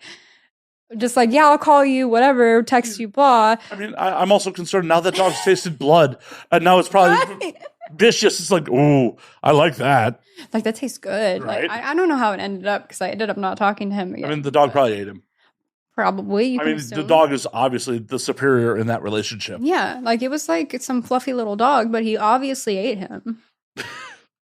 Like you can assume. I would. Yeah. But yeah, so my hand was bleeding behind my back and I was just like making conversation to try to leave, and we finally like hugged. I gave him a kiss on the cheek and somehow he didn't see me bleeding all over the place. And I left in my car with my hand up like this, just bleeding all over the place. And I immediately went to the ER and they sewed up my finger. Please tell me you've gotten more confrontational as you've gotten older. I have. Good, because holy shit, like that shit's just wild to me. That you wouldn't even be like, I need a napkin, dog. I'm bleeding here. No, I don't want to hurt his feelings. Like I was like, I'm gonna suffer through this. I have to ask, how many people have you had sex with because you didn't want to hurt their feelings? I don't know. More than one? More than one, unfortunately. There's been some situations where I'm just going to get this over with. That's But way long ago, though. I'm sure. Way long ago. But still, it's... Like, I'm glad you outgrew that. Like, yeah, for sure. But like, I stayed in a 3.5 year long relationship, and the last year I did not have sex, and I never confronted the man about it. So was this you wanting to and him not wanting to? Yeah, because I'm a obviously a very sexual person. Hey, that's not a given. Like, I hate to pull back the curtain for some people. Not everyone who works in this industry is an nymphomaniac. Fair. Very fair. But I am genuinely a sexual person. So like I'm a very sexual person. So I was actively like, I want to have sex like once or twice a day type situation. Because like I'm in love with you. I want to do that with my partner. And he was just like, no, I'm okay. So like I brought it up a few times, but we were like 8 months in and I'm like, I don't know if I can do this anymore. Like my sex drive is like way up here and yours is like way down there, which is fine, but I can't do this anymore. And why did you wait so long to get out? You just don't want to hurt his feelings? I just didn't want to hurt his feelings. I mean, but that had to have hurt your feelings to be rejected all the time, right? Oh, absolutely. Like I found out after the fact, like once we finally broke up, because we were together for 3.5 years, that he was more asexual, which makes sense because like that's not really your thing when you're asexual. You don't like to have sex. So like, which is totally fine. But like, I am not that way. Well, it's not. It's a fundamental incompatibility. Right, exactly. Like it's two completely different situations there, which is fine. Like you can be asexual. It's just like something where I wish we could have had like enough conversation and enough comfortability with each other where we could have discussed that, figured it out together, and like went from there. Exactly, because as I actually just posted earlier today, it's like If something's a red flag and something's a deal breaker, let it break the deal. Don't try to force things. Absolutely. I was just having this conversation today. Like, if like something's not working, don't try to force it. No. There's no point. Especially if you don't have property or kids with the person. Exactly. Like, if you're renting, you can figure that shit out. Right. Like, you're not locked into that. That's like a 6-month long, 8-month long, year-long commitment, and you can figure it out from there. You could sublet to somebody. You could sublet. You could break that agreement. Someone could take it over. Like, you don't have to stay in that. Right. It'll be inconvenient, but once again, as we talked about earlier in this episode, you may die tomorrow. Why put this shit off for 6 months if everyone's unhappy? Exactly. And like, I know I'm only 28, but I've actually been divorced. So I was married. I was with someone for 6, almost 7 years. And then we got engaged 4 or 5 years into the relationship. And then we planned the wedding for 2 years and then broke up like barely a year after that. It's just like fundamental compatibilities that like would make a marriage work. We didn't fully discuss before we got married type situation. So like when we finally discussed them and we're like, the compatibilities aren't matching, you know, like fundamental compatibilities that you need to have when you're married. Like if you want to have kids, where you want to live, like what you're comfortable with relationship wise, et cetera, weren't matching up. And like once we discovered that, we were adult enough to be like, this ain't gonna work. So what were the deal breakers? Well, some of them at least. I mean, it was, again, like the kids. Like I discovered, like, I thought when I was in the relationship with him, I was like, I want to have kids. Like, I want to do this. I want to have like 3 or 4 kids. I want to be that person. I want to have, quote unquote, I call it, because I play video games, an NPC life. So it's like your very own Sims. Yeah, very own Sims, you know, like having your 9 to 5 and, you know, popping out babies and just being married and raising the babies, and that's it. I thought that's what I wanted. But when I started to actually think about it, like, I don't know if I want to have kids.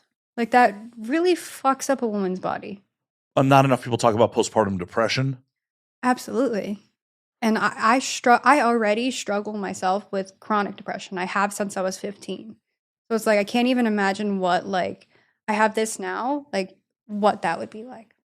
Like, I feel like it would destroy me.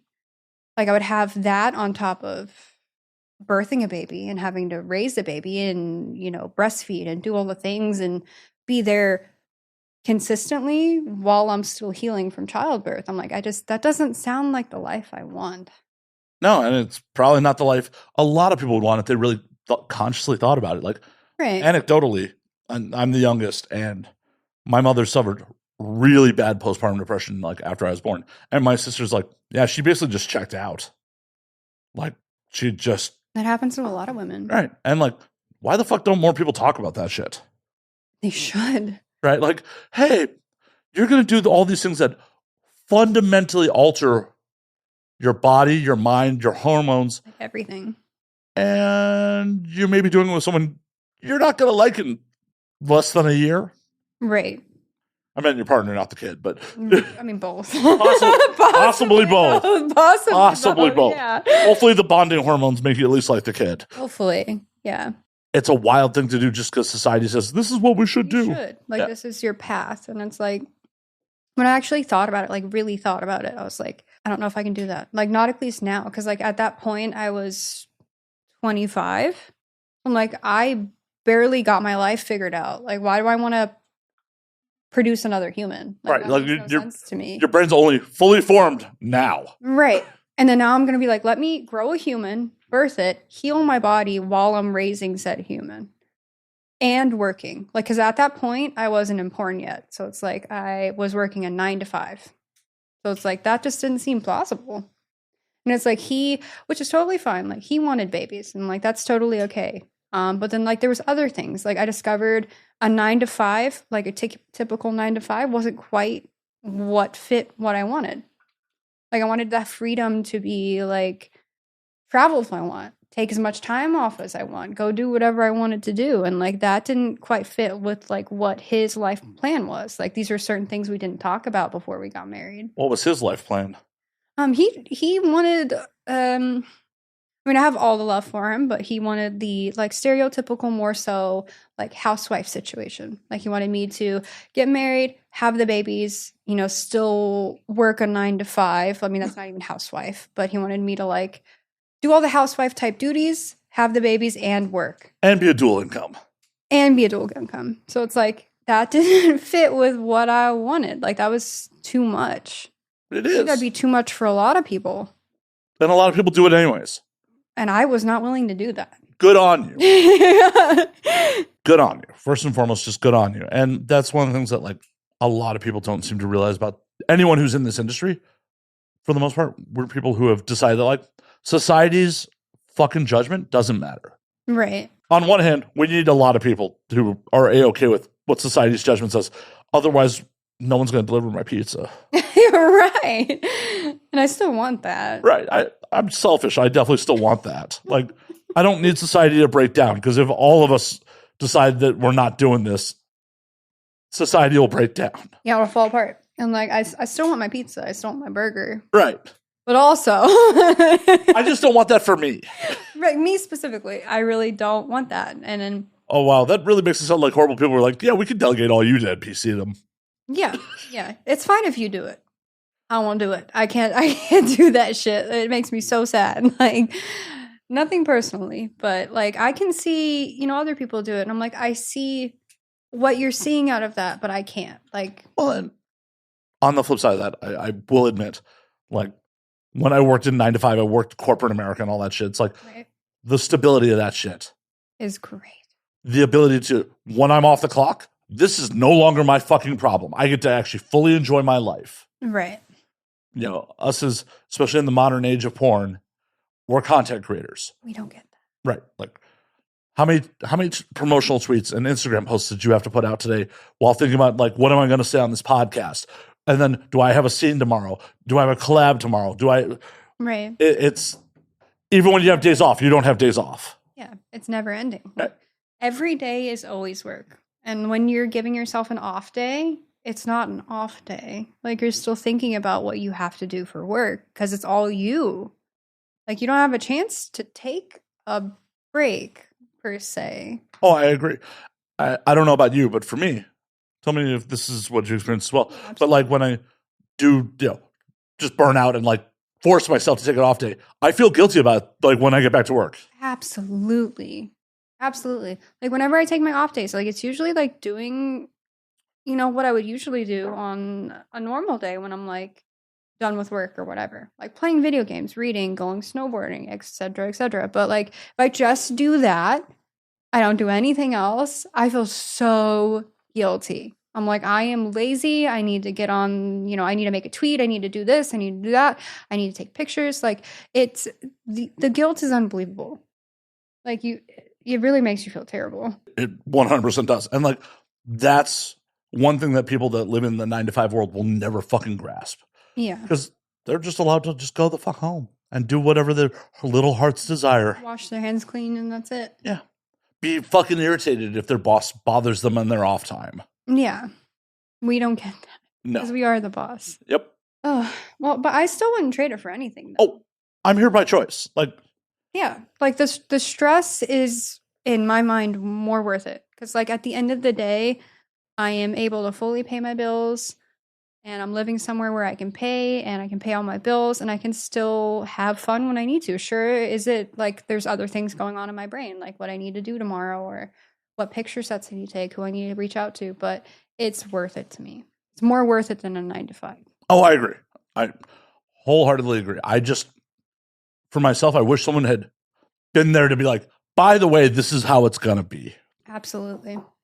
At the point where like I went from being a content creator, but still holding down a 9 to 5. Yeah. It was like, oh, I'm just fucking overwhelmed all the time. I'm just fucking, There's just too much going on. there's no off. There is zero off. There's no off time. And then it went to like, oh, I'm just a full-time content creator. I work side hustles to do whatever I need to do to make it by. Right. It's like, oh, I also effectively run a collection agency for, you know, my side hustles now because people don't pay on time. And You're right. it's like, I really wish someone like really had, you know, been like, by the way, you need to understand, until you're successful enough to have a team around you that you employ, this is a lot of work and a lot of sacrifice. Yeah.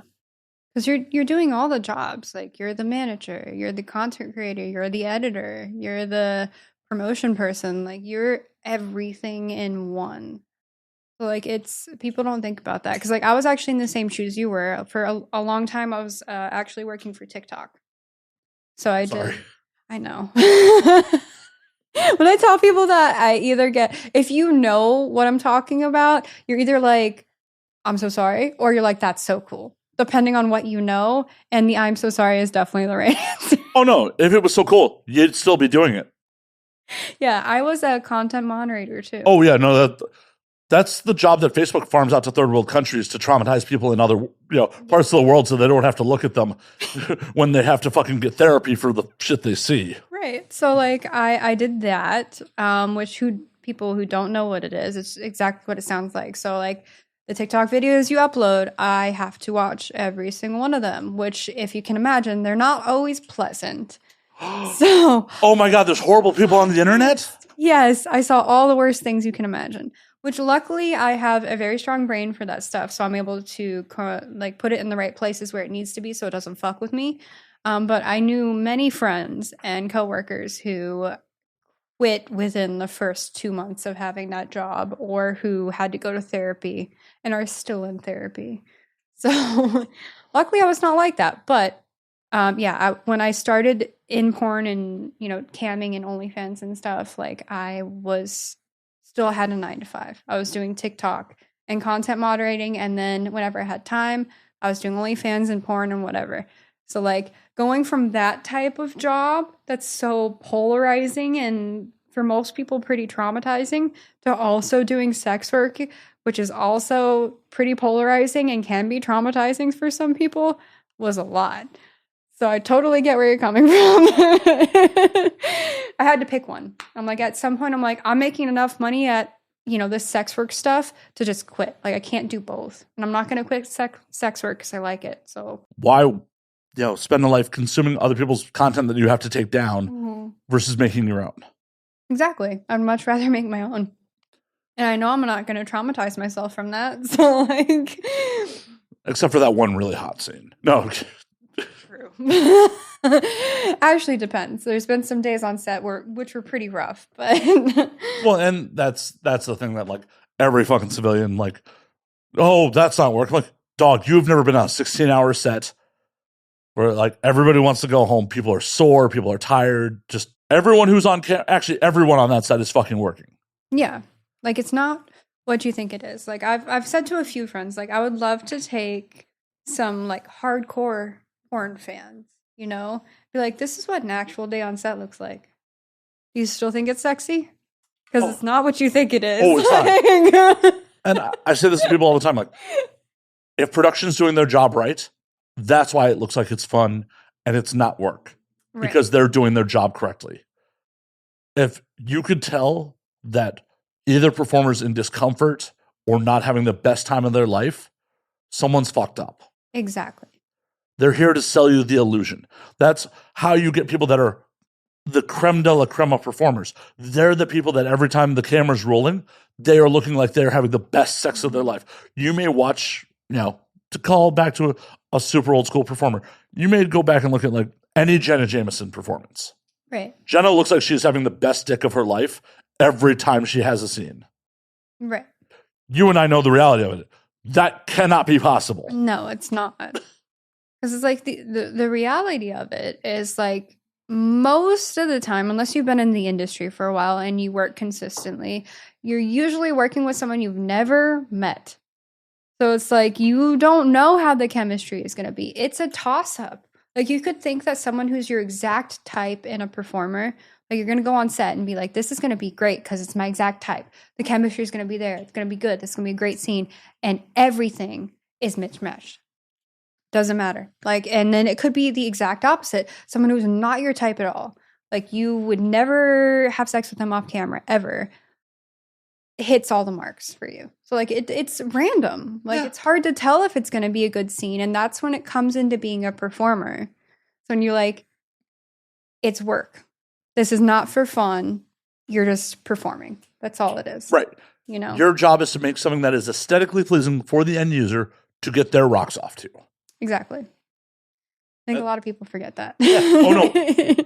Believe me, looking at the comment section, everyone on the internet, at least everyone who's willing to comment on my fucking content, thinks this shit's educational, that this is a fucking documentary or some shit. Yeah. It's like, how the hell is she upset about like not wanting to fuck dudes that are learning how to fuck from her porn? And like, well, I hate to bring it, nobody should be learning from her porn. Because it's performative sex. Right.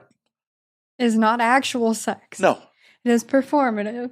It is there to make it look sexy and hot and like it's the best sex ever. It's not. I'm so sorry, but it's performative. You should not be learning from that. 100%. And nothing will get me to make fun of someone faster. Like when I'm having the performers I've been involved with over the years, like when they're opening up to cameras that aren't there. And I'm like, what are you doing right now? What are you You're like, we're on a podcast. Well, I mean, I hope we're not on a podcast. Like, I don't bang on film.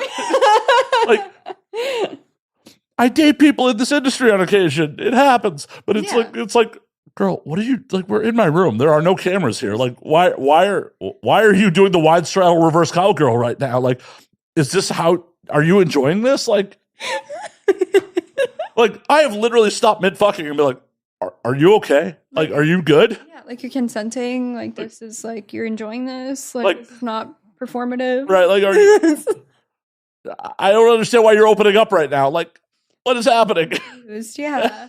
Oh my gosh. Yeah, I know a lot of guys, because I have a lot of guy friends, but I have a lot of guy friends in the industry like Nathan Bronson and obviously my partner who's in the industry, and they will sometimes like off camera or like when we're having casual conversations call it a pop, which is an industry term for coming. And I mean, I said that too. You're right. And they like will say it casually, and like my partner's done that before. He's like, I'm about to pop. And I'm like, what did you say to me? We're not on camera right now. Like, what did you say to me? And I know other porn couples in the industry who have like the exact same problem. I mean, I've lived, because I've discussed this before, but like I have problems finishing when I'm drunk. And I've legitimately, I think, said someone to recently, like, yo, I really can't pop when I've been drinking. Like, you just can't. I just, not, yeah. Which is fair. I mean, I know it. Like, there's been plenty of times just like, I would really like to now, please. Too much alcohol in system. But yeah, I'll refer to it as popping all the time. And I've never been male talent. Not once. It's just like, I mean, I can imagine, like, you hear it a lot, obviously. Yeah. But you do. So, like, it just, like, kind of gets stuck in your head. Well, yeah. And well, in addition to this, like, I do work as a PA. Like, I'm actually on set at time, too. So it's not like I'm just here in podcast land. Oh, where do you PA? It's been a while, but, like, last person I was PAing for was Mind Geek, like, out in Vegas. Nice. Yeah. Cool. I've been a PA over the years. Like, I've done a lot of jobs in this industry, like, besides this. Besides, yeah. So it's just like, it's not anecdotal. You know, it's not just like, oh, I've heard stories. Like, no, I've been there. I've literally been there. I've literally had friends of mine brace themselves against me while I'm off camera, like out of frame, so they don't slide during an oil scene. Like, it's not glamorous. No. I'm making like a $200 a day date rate on this shit. Well, it's like, hey, this is one of my oldest friends in the industry, like literally banging someone like within arm's reach of me and me bracing them so they don't slide out of her while I'm out of frame. Like, not sexy. And no. Like, I just feel like a lot of people forget that. It's like, okay, so like you think you could be a porn star, right? Like, no. See, that's no. You're like, you're self-aware. I'm like, I could not do that. Like, it's fine. I just like know so many guys and like guy friends and people I've met. They're like, oh, I could do it. Like, I could last this long. I could do this. I could do that. I'm like, so, okay. Like, right. Like, can you do a new position every couple of minutes, hold your cum, also take breaks, and then have to be around other guys and keeping your edge. Oh, I tell people all the time, can you deal with someone who looks like me standing over you, sweating on you, holding a boom? Exactly. While you're inside someone else. And me being completely disinterested on what's happening in front of me. Like, I just want to go home. I do not care. Right. As long as we get the shot, I just want to go home.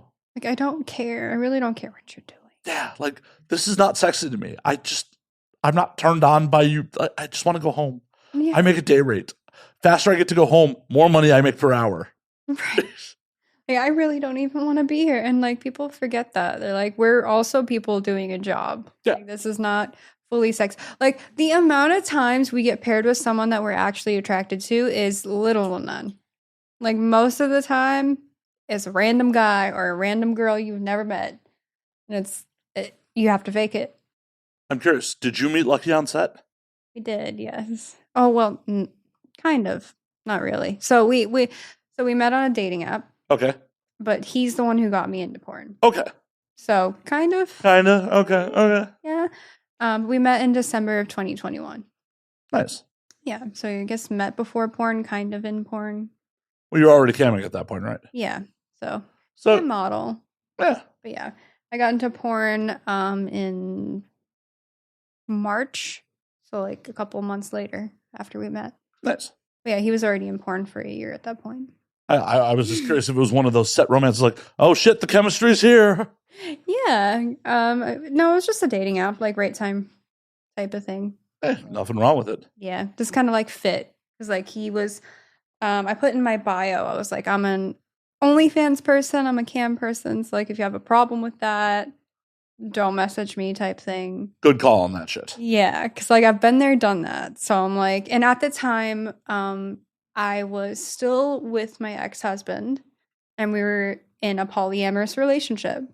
So I was like, I'm married, I'm polyamorous, I'm also a sex worker. So I know that's a lot to handle. So many red flags for the normies. So many red flags.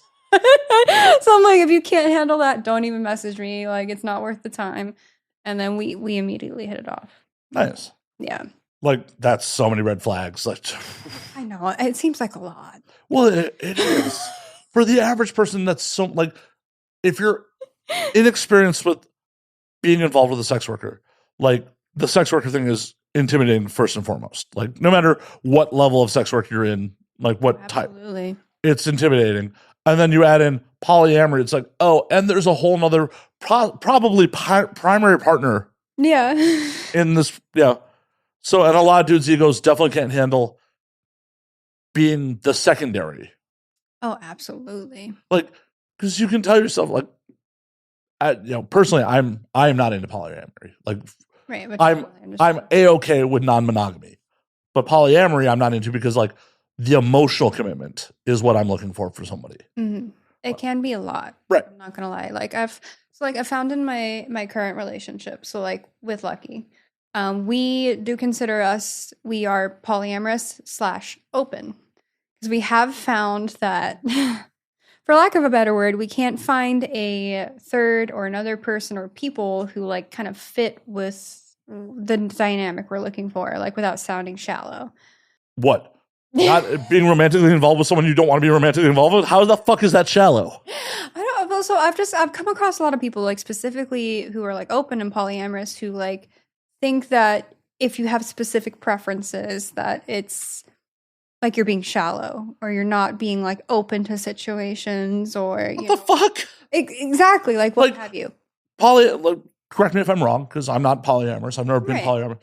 But that is just basically spreading the love to multiple people. Like, just because this person's not your primary partner, why would you sacrifice what you want for this other person to be your partner? That just sounds greedy. Like, just being like, Greedy, like, right? oh, yeah, I'll just take you. Yeah, this is just so I can have another one. Like, no, why would you sacrifice what you want to be with a person? Like I'm not collecting people. Right. I'm trying to find, multiple people I can share like feelings or love or sexual connection with. Like I'm not trying to just collect everyone. Like that's not my point. Exactly. Like that's so wild to me that anyone would judge you for having fucking standards for someone you want to be in a romantic relationship with, no matter the type of romantic relationship. Right. That's so fucking weird. It's a little backwards. And like we get a lot of slack specifically because like what we're kind of looking for in our relationship is like we really want a third. Because like I'm super bisexual. I love women. So like I have a man. I don't really want another man. I want a girlfriend. So like we kind of want a girlfriend together. But in the polyamorous community, people can be really judgy about that. Because they're like, you already have this person and you're trying to bring it into, like, I'm not a unicorn. The term is unicorn. So it's like, I'm not a unicorn. If you want me to be a unicorn, I'm not doing that. Like, if I can't love you separately, I don't want to love you, or I don't want to be in a relationship with you. So it's like certain things surrounding the community can be a little much. Sounds like it. I mean, Yeah. why would you want another man? Why would you want a second person you got to try to get to go to the hospital? Exactly. Like, That sounds like a lot of work on your part. I already have the one. Like, I Right? don't need another one. I want a girl I can like go get my nails done with and eat her pussy. Like, I'm not trying to have another dick. Like, I'm fine. I'm just talking about the maintenance part of it. Like, oh, now you're both sick and won't go to the doctor? What the fuck? Oh, absolutely though. Like realistically, non-sexually, I don't need another one of those. Like, I want a self-aware female who's like, I got this going on. I'm going to the doctor. Like, I don't need another one. That's for sure. That sounds exhausting. That sounds like even if you're like, getting double teamed, that sounds exhausting. Just to like the minute the orgasm's over, it's like, God damn it. Now I got to deal with. Now I got to make sure he's hard, and then I got to do. Like, I literally just had this conversation with Lucky because like I haven't done much group stuff. Like, the only group stuff I've done at this point is like off camera and on camera. It's just like him and another girl. So like 2 girls and a boy. Like, I've only ever done that. He's like, we can do like another boy. Like, that we could do that. Like, it's totally open, like on camera, off camera. And I'm like, oh my God, it's so much work. Unless you're in one of those situations and the boys like each other too, Right. then those work out okay. Yeah, because that's hot to me. Like, I can watch you guys together. Like, you can be on me. We can be on each other. You could have that whole fucking like giant sandwich thing. Sandwich? Like, that's so hot. Like, yes, please. But like, I mean, that is not my cup of tea, but like, I understand. but like you could get it. Yeah. Like, we're all involved. But like a boy, like a boy, girl, it's like most of the time it's 2 straight guys and a girl. We jokingly used to refer to that as a 2.5 sum. You're like half in. Right. It's That's it. You and me, bro, we're not touching each other. That's it. It's a 2.5 sum. Like, it can't be a full 3 sum because it's just like we have to keep the female's body lit weight between us at all times. Yeah. Like, heaven forbid we're both on the same side. Can't look at you. Right. Oh God, no eye contact. Can't touch. No. Like, no. Unless you're like really good friends. Like, I know a lot of guys in the industry who are like really good friends with each other and they worked with each other. Well, the guys in the industry is the big caveat there. That is the caveat. Like, I'm like off camera, I don't know many guys who like are that close. But like, for instance, I'm thinking of like Nathan Bronson and then my partner Lucky Fate. Like, they've worked together multiple times, and their friendship goes so far that Lucky's accidentally came on his chest before during a scene, which is like most guys couldn't do that. So. I'm glad it wasn't just like a random Friday. Like, just hi Nathan. No, it wasn't like that. No, it was during a scene. For sure. And it was like a VR scene, so Nathan couldn't go anywhere.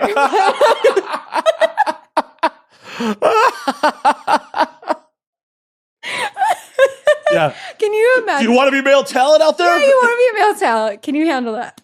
Can you handle one of your best friends coming in your chest? Can you handle that? And then not being able to move or let it sit there and get hard and crystallize in your chest hair. Then you have to sit there and take pictures. You got to take pictures too. You can't go anywhere without that. So, like, are you okay with another man's cum on you? There you go.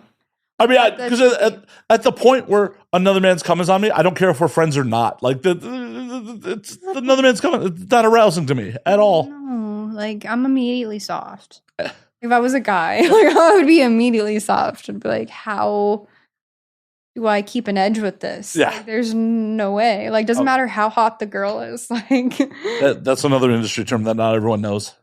Keeping your edge. Keeping your edge. Yep. Yeah, that's another one. A lot of people don't know that one.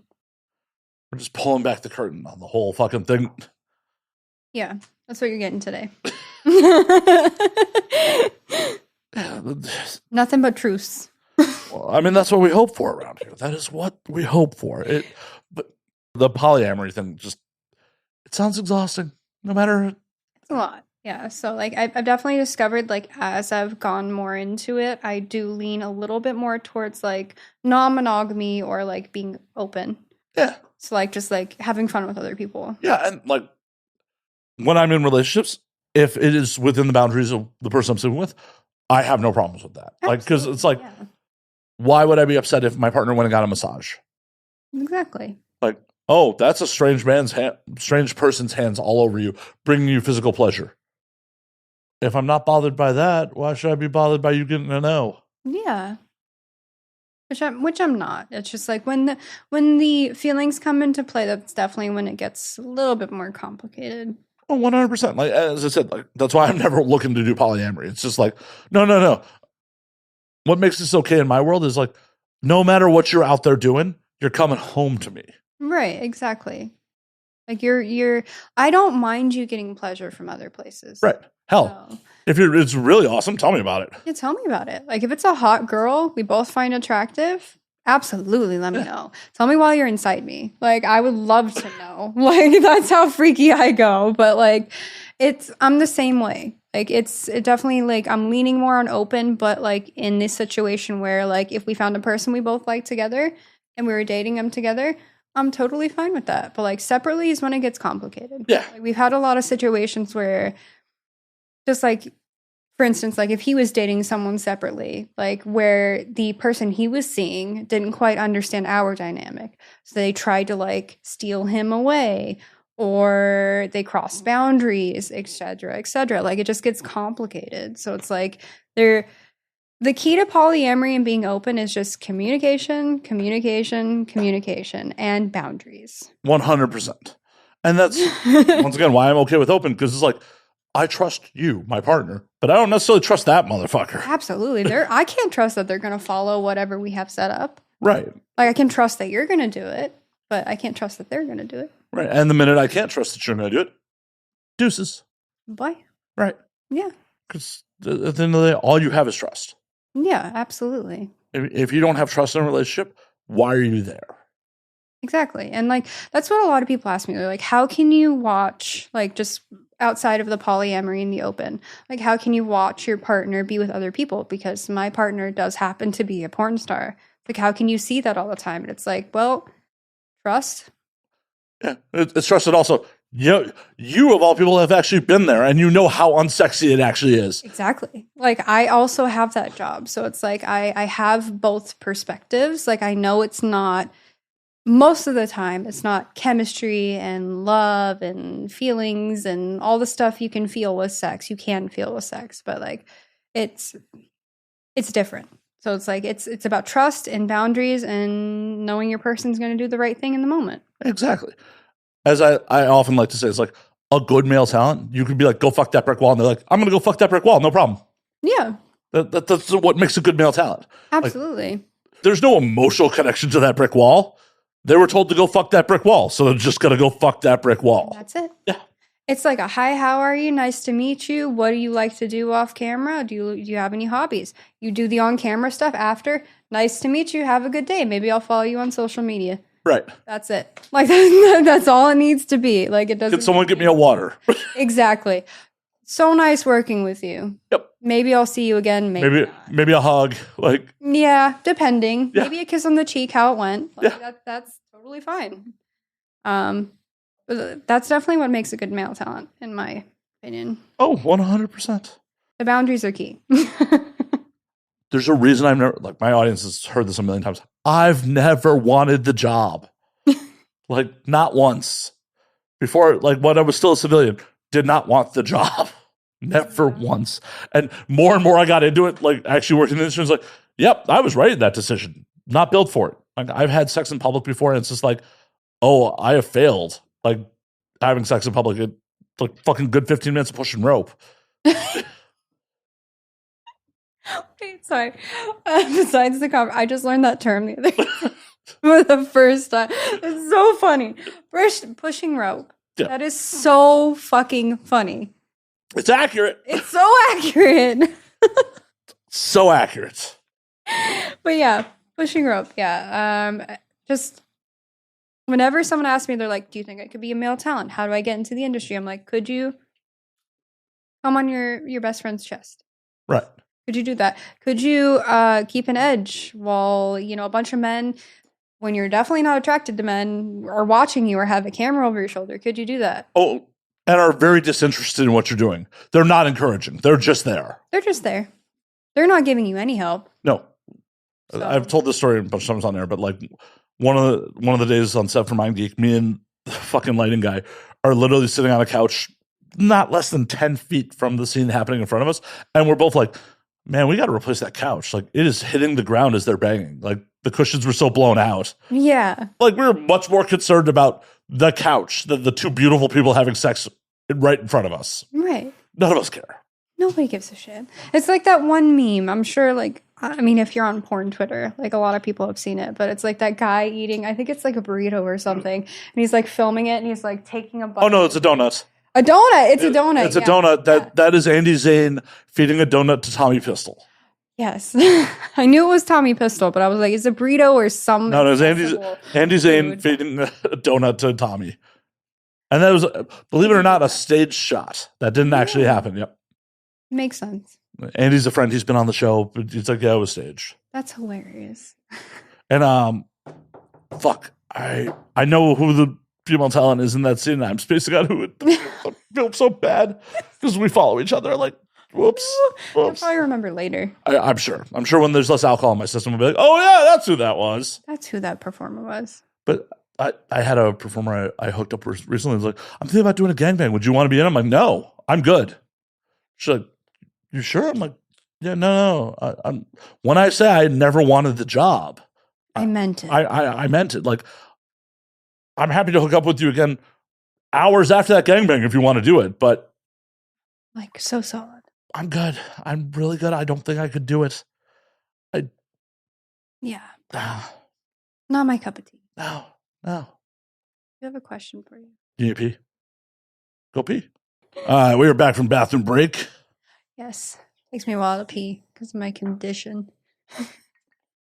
I'm the only person who knows the passage of time that happened.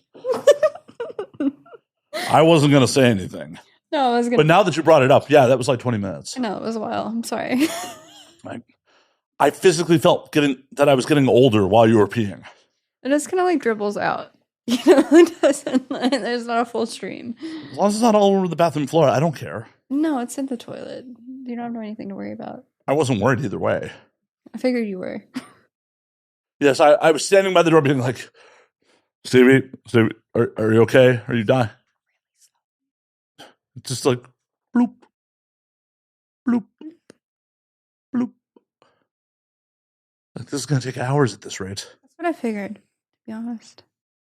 I was timing it. It was actually like I know it was timed. 300 drops is how it came out. I feel like I heard it, but I was like blocking it out at the same time. You know? Oh no, I was sitting there counting. I had just like it's like a doorman, like taking numbers as they come into the club. It's every drop. You had a timer. What were we talking about? Oh shit! You expect me to recall that long ago? We were talking about so much. That was sometime in 2023 that when you went into the bathroom. Like, it's 2025 now. We missed award season again. Look, I told you within the first 30 minutes I have a bladder condition, and you're giving me alcohol, so I warned you. Did I not warn you I was going to give you shit about it? Fair. If I didn't, oh, by the way, nothing's sacred here. I figured. I've been here for long enough to realize that nothing is fucking sacred here. Oh, absolutely. But yeah, we were just talking about the male talent and all that fun shit, and that it's not an easy job, and set life is actually fucking work. Yeah, believe it or not. Not as much quote unquote fun as you would think. No. But I want to actually steer away from that for a moment. Oh, absolutely. Please do. You're like, enough talking about work. Yeah. I can talk about work all the time, but... Oh, sorry. Oh, no, we can talk about other stuff. Good. Opinions. Good. Scorpio. Let's talk about it. Whatever. Okay. So, what are your thoughts on the Pope? No, I'm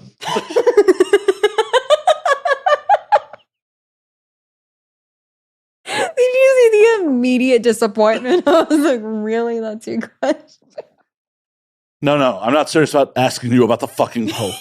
The fuck? You just paused for a long time, so I didn't know. I was just trying to think of the most ridiculously thing I could ask you about, and asking your thoughts on the Pope seemed like the most ridiculous thing I could ask you about. Nothing about the Pope. I hope he doesn't do anything crazy and he doesn't touch children Anymore. anymore. Like, I don't know. What tier of altar boy do you have to be get given to the Pope? I don't know. It depends on what he's attracted to. I don't know if they know that preemptively or. I mean, I figure once you get to Pope level, this is going to be bad. I feel like you've already been a bishop, a cardinal. Like, you've had your type is well established at that point. You've had time. I feel like we shouldn't be talking about this. I didn't mean to. I literally was just asking a question to throw a silly question out. No, but he does have a type. Okay, I'm just gonna leave it there. We don't know what it is. We're not here to guess on that. We're not gonna discuss it. I mean, we could probably figure it out if we really wanted to. But What are we gonna internet sleuth him and be like? Nah. I could have been I'm telling you, I've told this to my partner multiple times. If I didn't end up being a porn star, I could have been a sleuth. Like, that would have been my job. I can find out anything about anyone. It's a boring job. It sounds like so much fun. I was a PI for a number of years. Were you really? Oh my God, I have so many questions. Yeah, that was my last 9 to 5 before I stopped. For real? That's the most interesting 9 to 5, though. I mean, from the outsider's point of view. Yeah. People would be like, oh, being a porn star is the most interesting 9 to 5. Working in porn. Fair, No. it's not. Yeah. No, this podcast directly started because of my PI work. Wow. Because I was doing so much surveillance and spending most of my day listening to podcasts. At that point, I had already worked in the industry for 7-8 years. 6-7 years at that point, 6-7 years. Forgetting what year I started this podcast. Fuck. But yeah, I've been working in the industry for about 6 years at that point. My normal 9 to 5 at that point was working as a PI. Really? Okay, wait. So now I have questions. Have at. Questions. Because that's what I always thought I would end up doing if I wasn't a porn star. Because I like that shit. So what is it actually like? So the way to have consistent work doing it is do insurance fraud work. Gotcha. You mentioned that. Okay. The way insurance fraud cases generally go is the first time you're working someone, say you got injured, you're on a workers' comp case. Right. No matter if you're legitimate or not, if the claim is for enough money, the insurance company is going to send somebody out.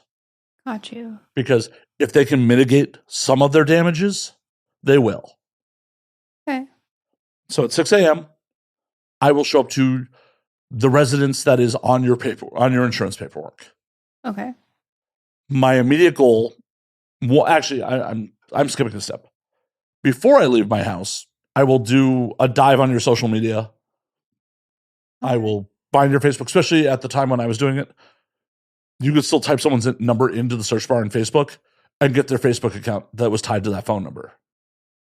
Okay.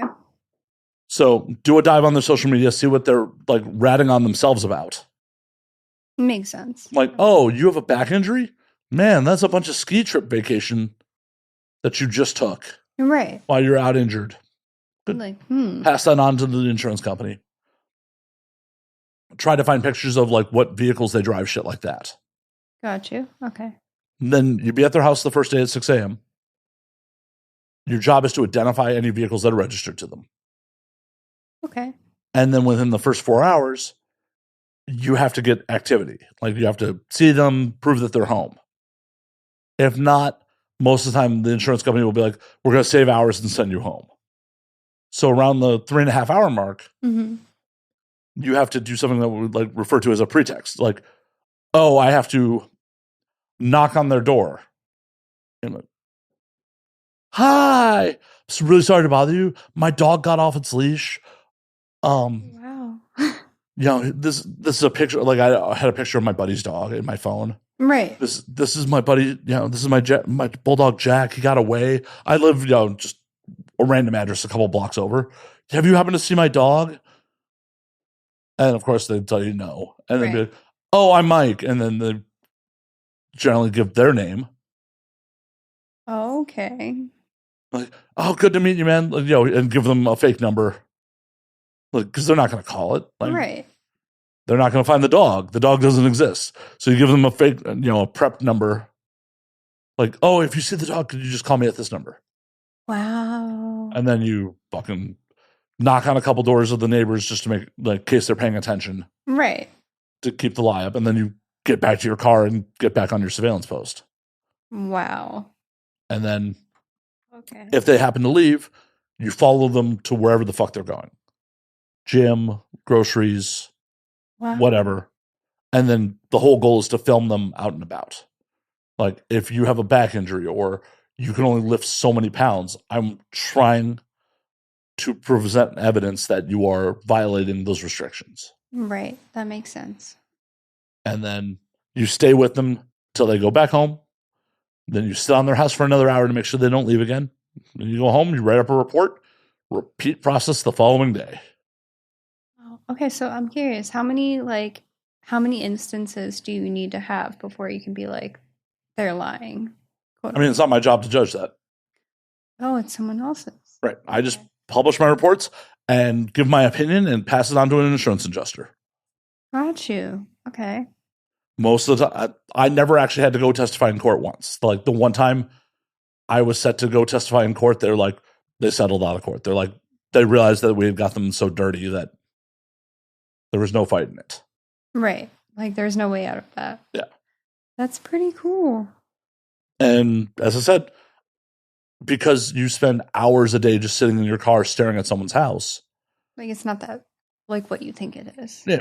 Right. No, it's really uncomfortable. It's because you can't run the AC on your car. Like, a quote empty car just sitting there running. People are gonna like, what the fuck's up with that? Right. Because the car, I have limo tints in the back, so you just jump in the back seat and you put up like the sun blocker in the windshield, and then you just film through the limo tints at people. Okay. Maybe it's not as fun as I expected. It's a very boring and exciting job at the same time. Yeah. Like I can imagine when like you catch someone in like a quote unquote lie. Like, it's exciting. It's like, oh, I caught you doing XYZ. Like, well, it's also like you sit there for 5 hours and then all of a sudden they come out of their house like, oh fuck, it's on. yeah, we're doing it. Oh Yeah, my gosh. like, I have to go from like just sitting here listening to podcasts to like jumping in my front seat with like, there's an art to it because tailing people isn't like the movies. Right. If you stay on someone too close, they're going to make you. But if you give anyone too much distance, you'll get caught in a red and they're just gone. Right. You don't know where this person's going unless you've worked them before and like you have an idea of their patterns. But when you're first working them, you have no fucking idea where this person's going.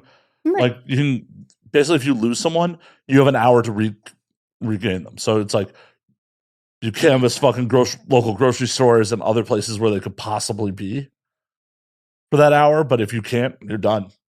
Yeah, you just have to like, at that point, do you like go back to their house or just go like back to the office or wherever you're stationed or wherever? You just go home. Yeah. Just go home. Yep. After that hour, like you just go home. Like, obviously cruise back by their place to see if their car's back. Did you ever, I'm curious, did you ever have someone, because I know you were doing like you were insurance fraud, right? Like, did you ever have someone try to hire you for like something else, like catch a cheating spouse or? I've done a couple like that. I had a spouse cheating on his alimony. Like he wasn't the breadwinner. So when they were divorcing, Gotcha. he was getting the alimony payments, but he was working under the table. Oh, okay. Caught him working. Sketchy. Yeah. Okay. Well, I'm glad you caught him then. Yeah. It was a wild because sometimes people legitimately get violent, like try to get violent because of. Oh, I can imagine. Especially because they don't know. Sometimes they don't really realize why you're following them. Right. Like it was a boring and exciting job. I did it for 3 years from 2015 to 2018. Wow. Because I always thought like if I'm not doing like, so I've always loved technology. So like I worked for Sony for a long time. I worked for TikTok. Verizon was the one I hated for obvious reasons. Right. But like I worked a lot of call center jobs, but they were also a lot of fun because they were like things I enjoyed, like social media and games and shit. I always thought I would be really good at like doing PI work because I can find information if I want to. So I'm like, I'll dig your brain about that. Yeah. If I weren't a porn star, like would that have worked out? But I probably would end up being bored with it. It's super boring and exciting at the same time. Yeah. As I said, like when I first started on the job, I was listening to a lot of like audiobooks. Mhm. But since you still got to pay attention to what's going on around you, I'd lose where I was in the audiobook. Right. So I really got into podcasts because it's like if fucking, a comedian, you miss fucking a little bit of, or whatever. right. Yeah. Like you can just pick up wherever. Right. Like, it The doesn't- conversation, if you lose 5 minutes of this episode, you're not losing the whole episode. I promise you. Yeah. Like you can go back, you can whatever, pick up wherever you want to. Yeah. I don't regret doing it. I'm glad I didn't make a fucking full-on career out of it. Makes sense. It's interesting. And like, it is a satisfying feeling when you're just like, yeah, I outsmarted you. I got you. Yeah. Yeah. I absolutely outsmarted you. Because I don't know. I'm pretty sure my audience is aware of this, but like someone hit and run and totaled my parked car back in May. Oh, I'm so sorry. It worked out all right. But Los Angeles has a 1% clearance rate for hit and runs with injuries. Hit and runs with no injuries, they do not touch. Yeah. Unless you provide evidence, the police department literally goes, yeah, we're not, it just goes in a pile. Poor bastard had the misfortune of hitting my car. Mm. I definitely got paid. Yeah. I had his plates in under 24 hours. Oh man, I wish I had you when I had my car accident. What happened? So I actually, within the first 2 months of living here, I have never been in a car accident at this point. I got into a car accident. Some guy was not paying attention. We were on the freeway, and he essentially pushed me into a guardrail. Oh, He shit. just tried to get over. He just tried to get over, and I was there. And me being who I am, I panicked and like didn't back up or go forward or anything. It just stayed there and just like went over. So like I ended up like having to pay for all of the damages and everything. He didn't He didn't stop, of course. He didn't stop. He said it was my fault because I didn't move, and the insurance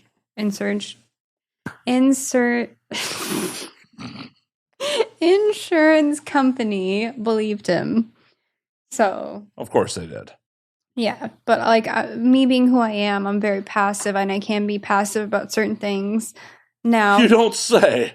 Yeah, not anymore, but like certain things I can still be pretty pushovery.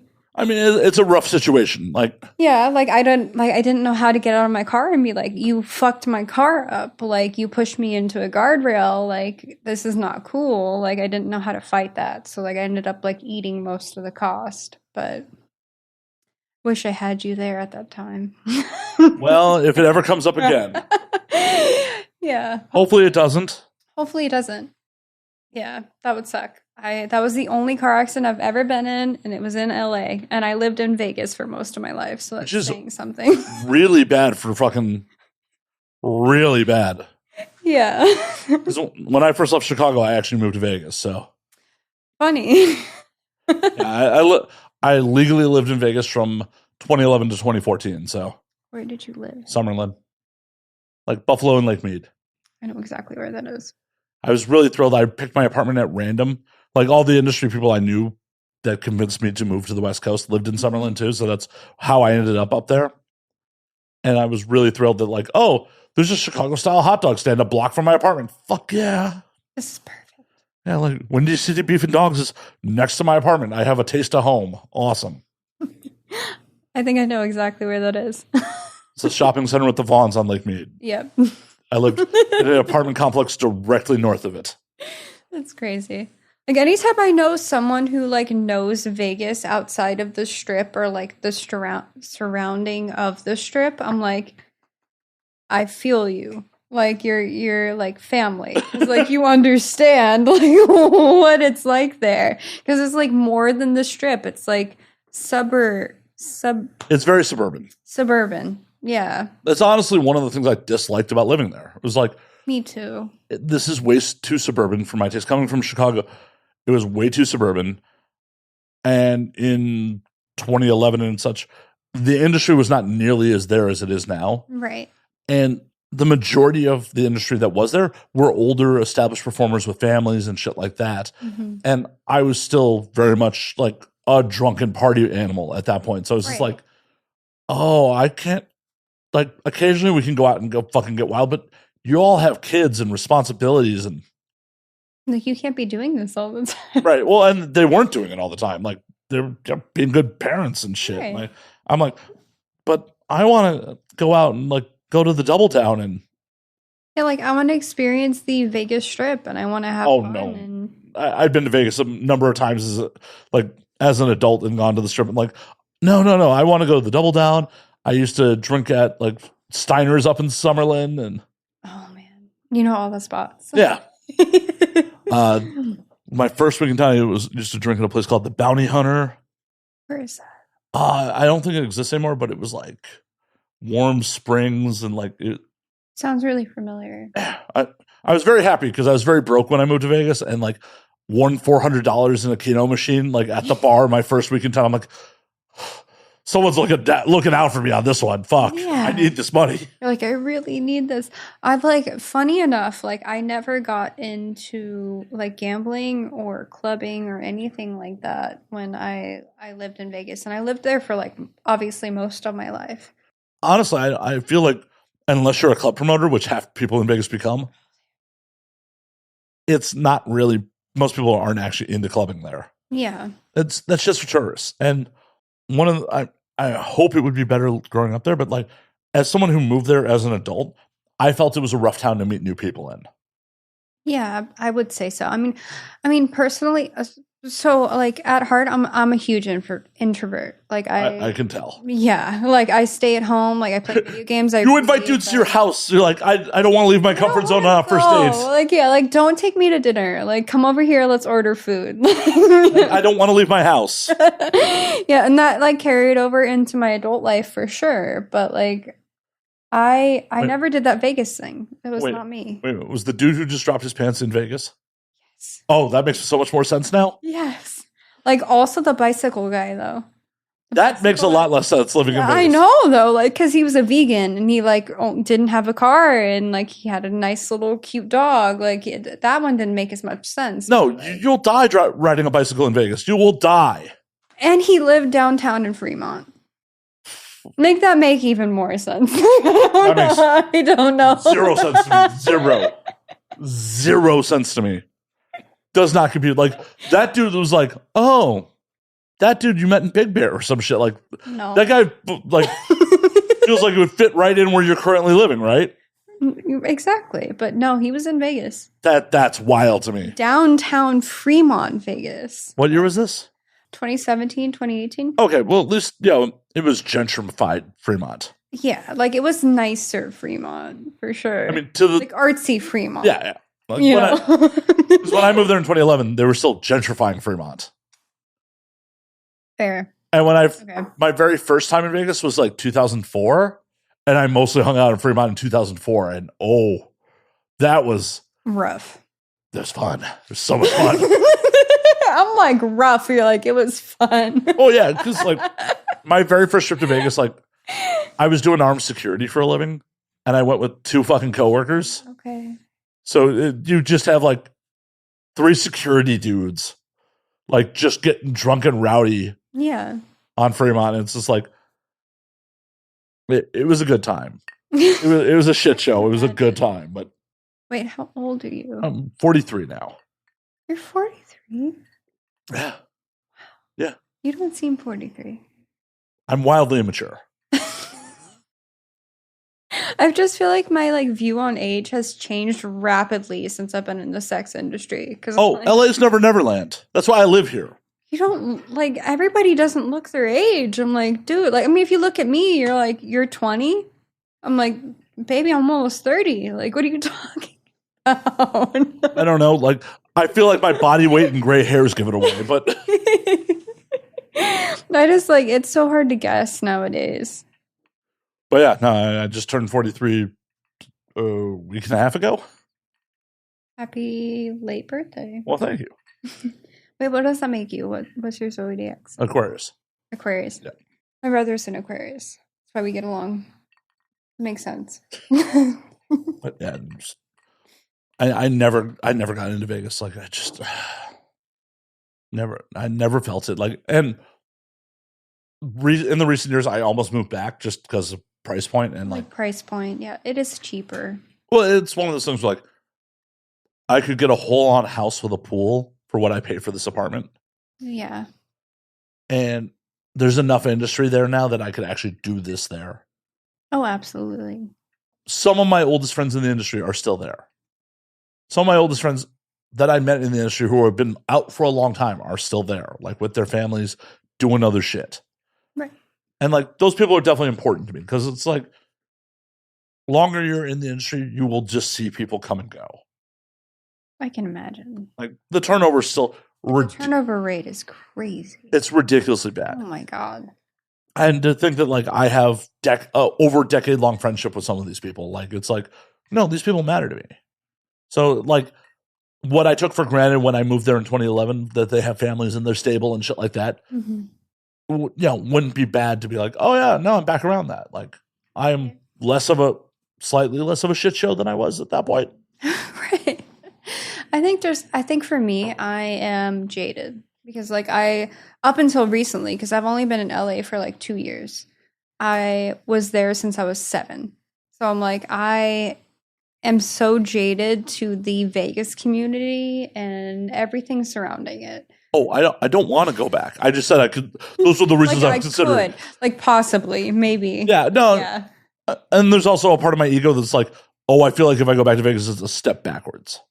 Right, and that makes sense. 'Cause like I moved out to Los Angeles, partly for my partner and because of the work. Because like it's more accessible here. Oh yeah. So it's like I totally get that viewpoint. Well, and on top of it, in recent years, I've begun to refer to Vegas as America's Wax Museum. Vegas bills itself as the entertainment capital of the world. They really do. It's not. It is the Wax Museum of the entertainment capital of the world. Everyone who performs in Vegas, they are performing the most refined set that they are going to do. If it's music, comedy, anything. No one is trying anything new when they bring their act to Vegas. No one is trying anything raw. That's absolutely true. I feel like that's more true here. Like you have a lot of new people trying new things and trying to make things come together here than you do Vegas. 100%. Like even very established artists are trying new things here in LA. Right. That no one is ever experimenting when they bring their act to Vegas. It is always just like, if you go to see any of the residencies, you may love that artist. It is going to be the same fucking show every fucking night. It's a fucking wax museum. You go to fucking Madame Tussauds. Every time you go there, it's the same fucking figures. Same shit. Right. Every time. You go to the Comedy Store tonight.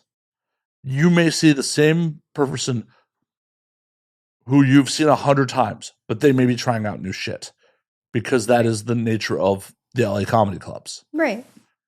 If a musical act is playing here, they're often trying out their new set before they go on a tour and often playing a small venue like the Whiskey or the Viper. They're not doing that in Vegas. No, it's refined. It's exactly. Like perfected. Like it's nothing about it is going to be different. Right. Because tourists are paying for that perfection. Right. Where here in LA, people are actually trying to fucking create art. Like I've never thought about it that way. It's like so I moved to LA and within the first year, I think I got kind of scared of the chaos. I was like, it's different from Vegas in the way that Vegas is like, it's, what's the word I'm looking for? It's like, stuck on the strip. Like the strip is the chaos. Yeah. And when you leave the strip, it's suburbs. That's all you get for the most part, right? You effectively get dorms for the people who work on the strip. Exactly. Right. So like I was used to that. And when I moved to LA, I'm like, it's chaos everywhere. Like you can't get away from it. Like you can go into your home and you're away from it, but the moment you leave, it's there. Like I think I got very scared of that, so I moved to Big Bear with my partner. I'm like, we need like a place away from it, like a far away place. And like now we've had that, and I'm like, I kind of see LA at this point for like what it is. Like it's not a bad thing. You kind of just have to like accept it in a way. You do. You have to embrace the chaos. You have to embrace it. And like I think I was fighting it for a little bit. I'm like, I need to just be a job and then go away from it. When it's just like that's just the nature of it. What I tell anyone who's like, oh, I don't like LA, you haven't found your neighborhood. This is very much a city of neighborhoods. And definitely. so many neighborhoods have different feelings. You just have to find the neighborhood that clicks with you. Absolutely. Like, I love Hollywood. I've been in Hollywood for 10 years now. And I wouldn't want to live in any other neighborhood in the city. And I pay through the fucking nose for it. Curious of what you pay for this. Not as much as you'd think for as nice as the apartment this is. How long have you been living in this spot? 8 years. Okay. So you're kind of, Oh, I'm not rent controlled at all. No, you're not? Nope. Does it go up every year? Mm-hmm. Oh, honey. Negotiations. A lot of negotiations every year. Okay, you can negotiate. That's good. Everything's negotiable. Yeah. Like, if a landlord makes you an offer on what your rent's going up, that's an offer. Yeah. You have very, very much the ability to be like, I don't think I want to pay that. No. I have to remember that. Because I always feel like it's like it's set in stone. Like No, that's an offer letter. got you. Okay. I'm gonna have to remember that. And that is a thing that, like, I wish my parents had fucking told me, because no one ever told me that until I was I figured that out on my own as an adult. Right. Like, no. When your landlord says, oh, your lease is up for renewal, this is what it's going to be next year, that's an offer. That's a negotiation, because my counteroffer is you make no money and I go somewhere else. Right.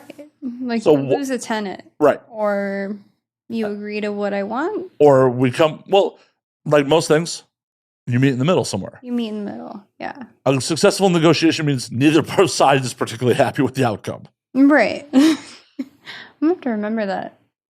If we decide to live in Big Bear again, because like we've been going back and forth about it, because we live in Big Bear currently. How long is the commute? Depends on the day. Sometimes it's just 2 hours. Sometimes it's 3.5. Yeah, that you might as well live in Vegas at that point. Shit. Yeah. Like, that's not much further than living in Vegas.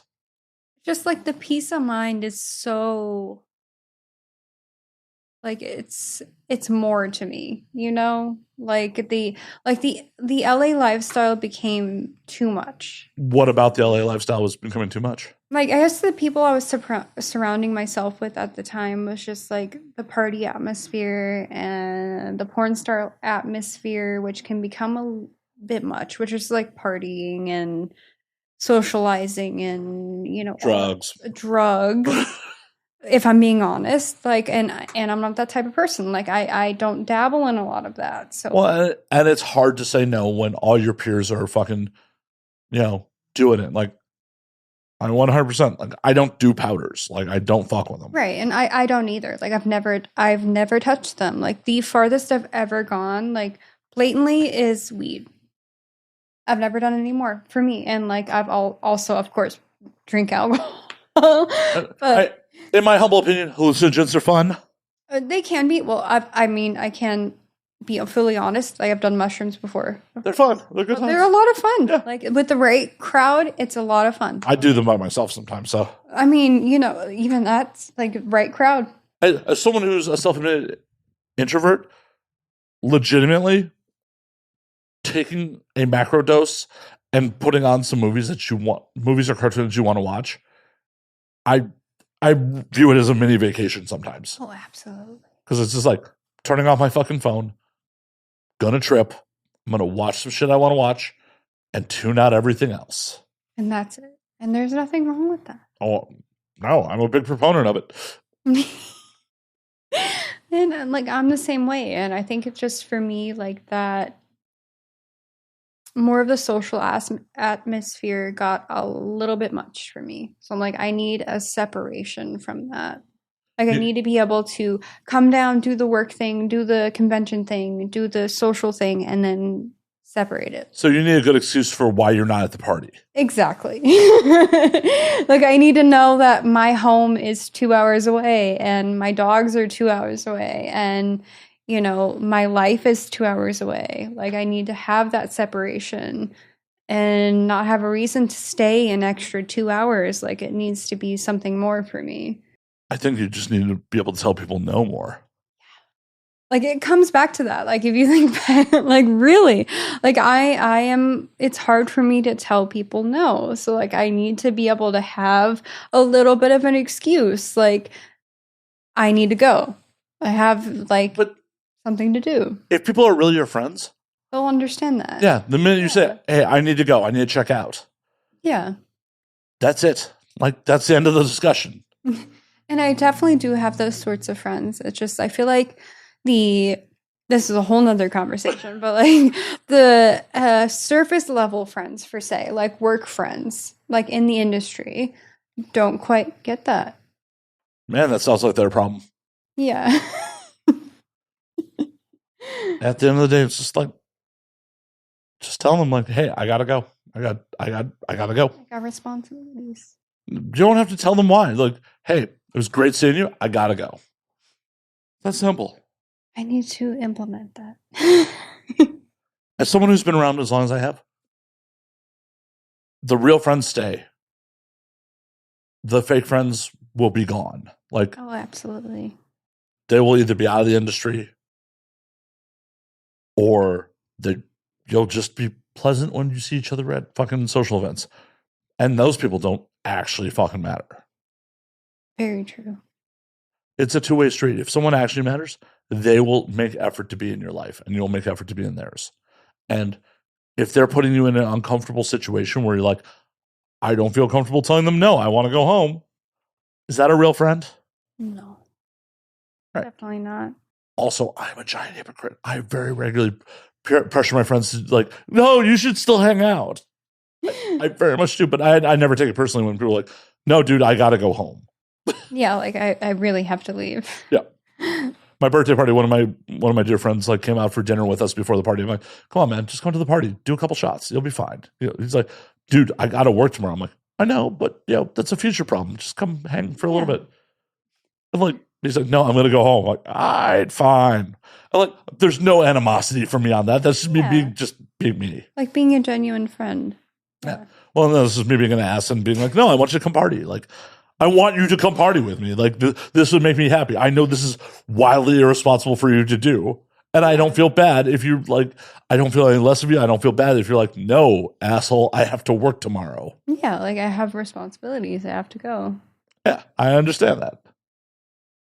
Good point. So, I'm just a shy bean. Speaking of, I have to pee. well, actually, because we were actually about that time. Okay. Why don't we call last call on this motherfucker? Actually, wrap it. So, you know, Absolutely. while you spend another year in my restroom, like the clock is not still running. Okay. Stevie, it was an absolute pleasure. Before we get you out of here, where can they find you on the things? So I am on most social media platforms. On Instagram, Twitter, X, whatever you call it, at X Stevie Moon X. Also, of course, on OnlyFans and ManyVids and all those social medias at the same place. So X Stevie Moon X. But yeah, thank you so much for hanging out with us today. My pleasure to have you on. We will definitely do this again in the future. Definitely. So lucky you make the drive. He can come do the show too. I will bring him here. Awesome. Well, until next week, drink up, motherfuckers. Bye.